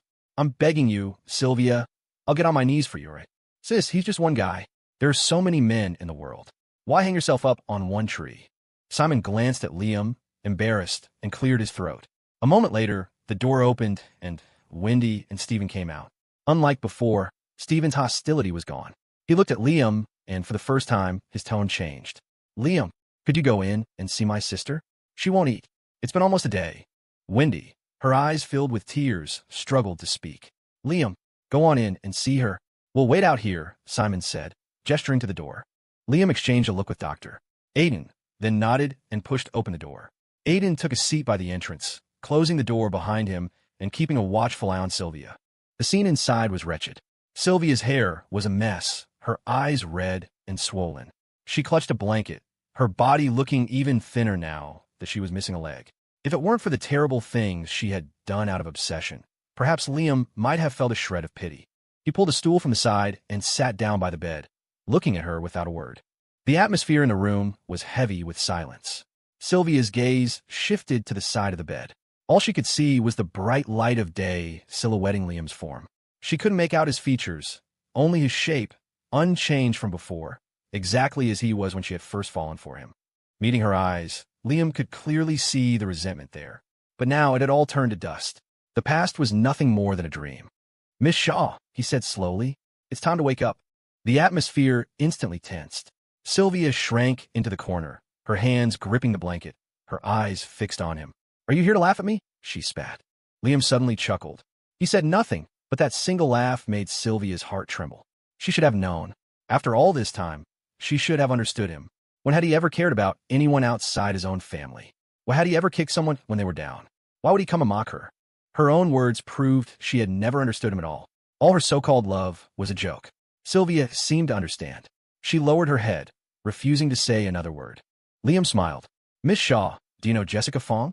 At the mention of that name, Sylvia flinched, her eyes snapping up to meet his. She should be on her way to trial by now, Liam said with a sigh. A pity. She won't even get to see her family one last time. Sylvia didn't understand. Why are you bringing her up? Liam paid her no mind. If we're talking about the impact, I'd say that no matter the motive, what you and she caused isn't much different. To Liam, they were both unforgivable. What are you trying to say? Sylvia demanded. Liam just smiled faintly. You still don't get it? He stared at her, the smile vanishing from his face as his tone turned severe. If you didn't have the family you have, do you think you'd have a chance to turn over a new leaf? A chance to see me again? A chance to enjoy the beauty of this world. Before, Liam would never have used family as a reason. But now he understood all too well. The only difference between Sylvia and Jessica was the power of their families backing them. But Sylvia was never satisfied. His words landed, and Sylvia's face went deathly pale. She had heard about Jessica's case. She was facing a trial soon. Compared to her, Sylvia was alive, had kept her life entirely because of her parents. Her parents, who had used every connection, who had swallowed all their pride just to clean up her mess and save her life. Sylvia's already pale face grew even whiter. She stared at Liam, her lips moving but no words coming out. Her hands fumbled weakly on the bed sheets, clutching the quilt before sinking into the empty space where her leg used to be. Tears streamed down her face, and she screamed at him like a madwoman, her hair flying. What about my leg? I lost a leg. What? Are you going to say you pity me, but it would just make Cassandra uncomfortable? Yes, she's uncomfortable, but I've lost a leg. I'm not even a whole person anymore. Watching her histrionics, Liam's face was filled with contempt. His expression was calm as he stated coolly, Sylvia, don't get it twisted. You lost a leg, but you deserved it. If it wasn't for your father, do you think I would ever want to see you again? Do you think you'd still be alive, clinging to this life? His words stripped her of all her rage. There was no moral high ground left. Everything that had happened was her own doing. She buried her face in the covers, her shaking shoulders the only sign of her tears. The room fell to an icy silence. After a long while, Sylvia's faint voice emerged. Liam, tell me, do you really love Cassandra? Do you really love her as a person, even after everything she did to you? She suddenly lifted her face, her tear-filled eyes locking onto his. Be honest. I want you to tell me the truth. I want to know what you really think. Liam was exhausted. He couldn't believe she was still fixated on this. He looked at her, exasperated. Whether I love her or not, haven't you already seen it? He said with a small laugh. Sylvia, you always said that if I had amnesia, or if you had met me first, the ending would have been different, right? Sylvia nodded desperately. Liam just shook his head, explaining patiently, actually that time at the Landon estate. Do you remember? You were sketching my portrait, and I fainted on the rooftop. I remember. You had heat stroke. I was so worried, but Cassandra's people were hogging the room and wouldn't let me in. Sylvia said frantically. Liam shook his head. The truth is, I'd already regained my memory by then. I remembered who you were. At that point, I didn't have any particularly deep feelings for Cassandra, and I already knew your identity. He recounted the events calmly. Listening to him, Sylvia's eyes widened in shock. You're saying, you remembered who I was back then? Liam smiled. Otherwise, I wouldn't have said what I did to you in the gazebo. So, you already knew back then. It was like a fatal counterattack. Sylvia froze, staring at him, then down at the sunken part of the quilt. She knew, of course, that Liam had always seemed to hate Cassandra's constant pursuit. At least, that's how it had looked to her. Otherwise, Cassandra wouldn't have had to go to such lengths to crash their engagement party. And Liam had been planning to run away, a plan he hadn't told anyone. So he had known all along. He had remembered. And the choice he made back then. It wasn't her. Heh. Sylvia suddenly laughed. She covered her face, her messy hair falling through her fingers, obscuring her face. She laughed like a madwoman. Ha ha ha ha. No wonder. No wonder I couldn't find you afterward. No wonder even when I found you, you pretended to have amnesia. It turns out I was your shield. I was just a supporting character in this play of yours. Her laughter was desolate, like a weed in a barren field, bent and broken by the wind. Seeing her like this, Liam glanced at the time on his phone. He had no desire to stay any longer.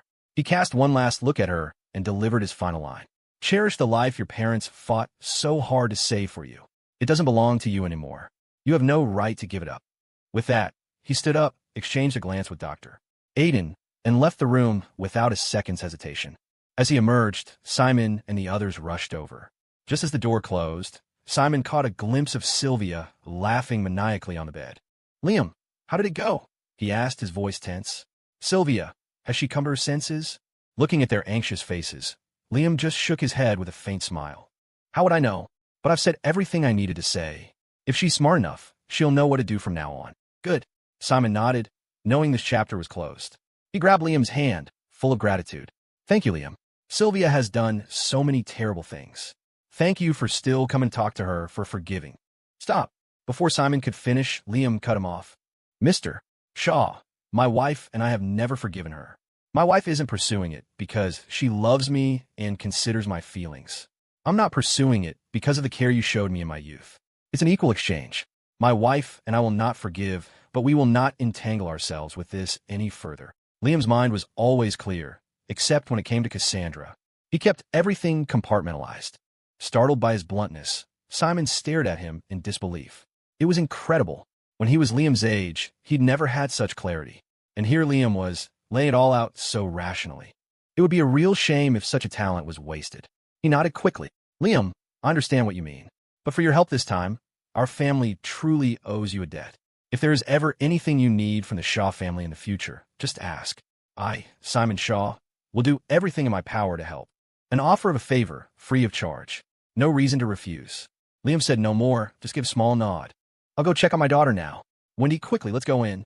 Watch Sylvia. Don't let her do anything foolish. Simon urged, pulling Wendy into the room. As he got into the car, just before it drove away, Liam glanced out the window. He saw Stephen, who had been silent in the corner the whole time, standing at the door of the guest house. He gave Liam a deep, formal bow. You're not sending them off with a private jet? At lunch, after listening to Liam's account, Cassandra asked coolly. No need. Almost instinctively, Liam shook his head. I've helped once. There's no need to help a second time. The words came out, and he glanced over at Cassandra. Seeing her probing expression, he laughed. All right, still testing me, even now? Caught, Cassandra lifted her chin proudly. I am not. Who has the time for that? As if I have nothing better to do than test you. She was always like this when she was being stubborn. Liam knew it all too well. TCH, if I had nodded just now, you would have thrown another fit. You think I don't know you by now? Liam grumbled. After all this time, he knew her personality inside and out. She was stubborn on the outside, but soft on the inside. She looked cold and ruthless, but her heart was incredibly fragile. Exposed, Cassandra blushed. So what? That woman has a history with you. I know exactly what's on her mind. I'm not allowed to be a little vigilant. Fine, you can. Of course you can. Oomph. You should count your lucky stars. You're the only man I've ever been with. If I had a flock of admirers buzzing around me, I bet you wouldn't be so calm. Cassandra pouted, turning the tables. Liam had never really considered that. He was so used to her chasing him that he'd forgotten she had plenty of hidden admirers herself. His eyes darkened, his face growing grim. He scooted his stool closer to her, squeezing in tight. Cassandra's eyes narrowed slightly, watching his movements. He picked up his chopsticks, grabbed some vegetables, and held his bowl underneath as he lifted the food to her mouth. "Open up," he said, his voice a little stern. He seemed angry. Cassandra knew why he was angry. The angrier he got, the more it proved he cared. A small, smug smile played on her lips as she obediently opened her mouth. He popped the vegetables in and instructed, "From now on, neither of us is allowed to say things like that. Otherwise, I'll be more than just angry." "And what would you do?" Cassandra patted her large belly triumphantly, like a proud dolphin. Liam gritted his teeth. "Fine, you could be smug for now." He knew she only had a few more months of this. Once the babies were born, he'd see how he'd deal with her. "But, have I really been that short-tempered lately?" Cassandra asked suddenly during the meal. If she hadn't brought it up, Liam might have been fine. But the question made him want to cough up blood. He looked at her helplessly. "What do you think?" Cassandra scratched her head awkwardly, then cupped his face in her hands. "I don't mean to be," she said sincerely. "I don't know what's wrong with me these days. Everything just seems to annoy me." "It's okay." Liam shook his head, knowing the pregnancy was hard on her. He changed the subject. "By the way, we're getting close. Shouldn't we start thinking about names for the babies?" "Oh, right." It finally dawned on Cassandra. She laughed. "I totally forgot about that." "Well, you need to think seriously. What should we name our babies?" Cassandra fell silent, thinking for a long moment before tugging at her hair in frustration. "I don't know. I can't think of anything right now." Liam pondered for a moment. "I've thought of nicknames. They'd work for a boy or a girl. Want to hear them?" Cassandra nodded eagerly, her big eyes fixed on him. "The older one we'll call Annie, and the younger one Reese. What do you think?" That's simple. They're nicknames. Who has complicated nicknames?" Liam glanced at her and smiled. Cassandra tapped her chin. "It's a bit simple, but is there a story behind them? The wind keeps its promise. The flowers never fail. Year after year, they hold true to one another," Liam recited with a soft smile. The poetic line made Cassandra blush. She cleared her throat. Those are nice names. We'll use those for nicknames. What about their full names?" "I haven't thought of those yet." "Well, hurry up and think. Naming them is your job. I'm not dealing with it." "Seriously, Cassandra? You're the mother. You're not going to help." "Who wants to? Giving birth to them is hard enough. Thank you very much. You're the father. What's so hard about picking a name?" A week later, the Shaw family came to thank Liam and Cassandra. At the villa entrance, Simon and Winnie were full of gratitude. Stephen pushed the wheelchair, also looking at Liam with appreciation. In the wheelchair, Sylvia kept her head down, hair falling over her face, hiding most of it. The arrogance was gone, replaced by the posture of a defeated person. She didn't say a single word. Due to Maplewood Manor's viral fame online, the villa was now constantly surrounded by crowds of people coming to take pictures. Amidst the throng, they saw the Shaw family off. The Thorne family had also added more guards outside. For the next 2 months, Liam and Cassandra were busy. They were both self-disciplined people, and even staying at home, they were never idle. Under the supervision of Evelyn and Dr. Aiden, Cassandra exercised for an hour every day with a perfectly balanced diet. Liam was also working out daily, and his physical condition was even better than when he first met Cassandra. Time flew by, and soon it was the new year. Caleb Thorne finished his work and rushed over. Chloe and Riley came as well. The whole family was gathered to welcome the new year. However, on New Year's Eve, as Liam was standing on a stool with Riley and the others, putting up decorations, he suddenly heard Cassandra cry out from behind him. The group, long prepared for this, reacted instantly. They quickly called for Evelyn and Dr. Aiden. Professional medical equipment had already been prepared, and a sterile room had been set up in the villa specifically for the delivery. Outside, a fleet of medical staff drove through the night to get there. Waiting outside the delivery room door, Liam, Caleb Thorne, and the other parents paced, their faces etched with anxiety.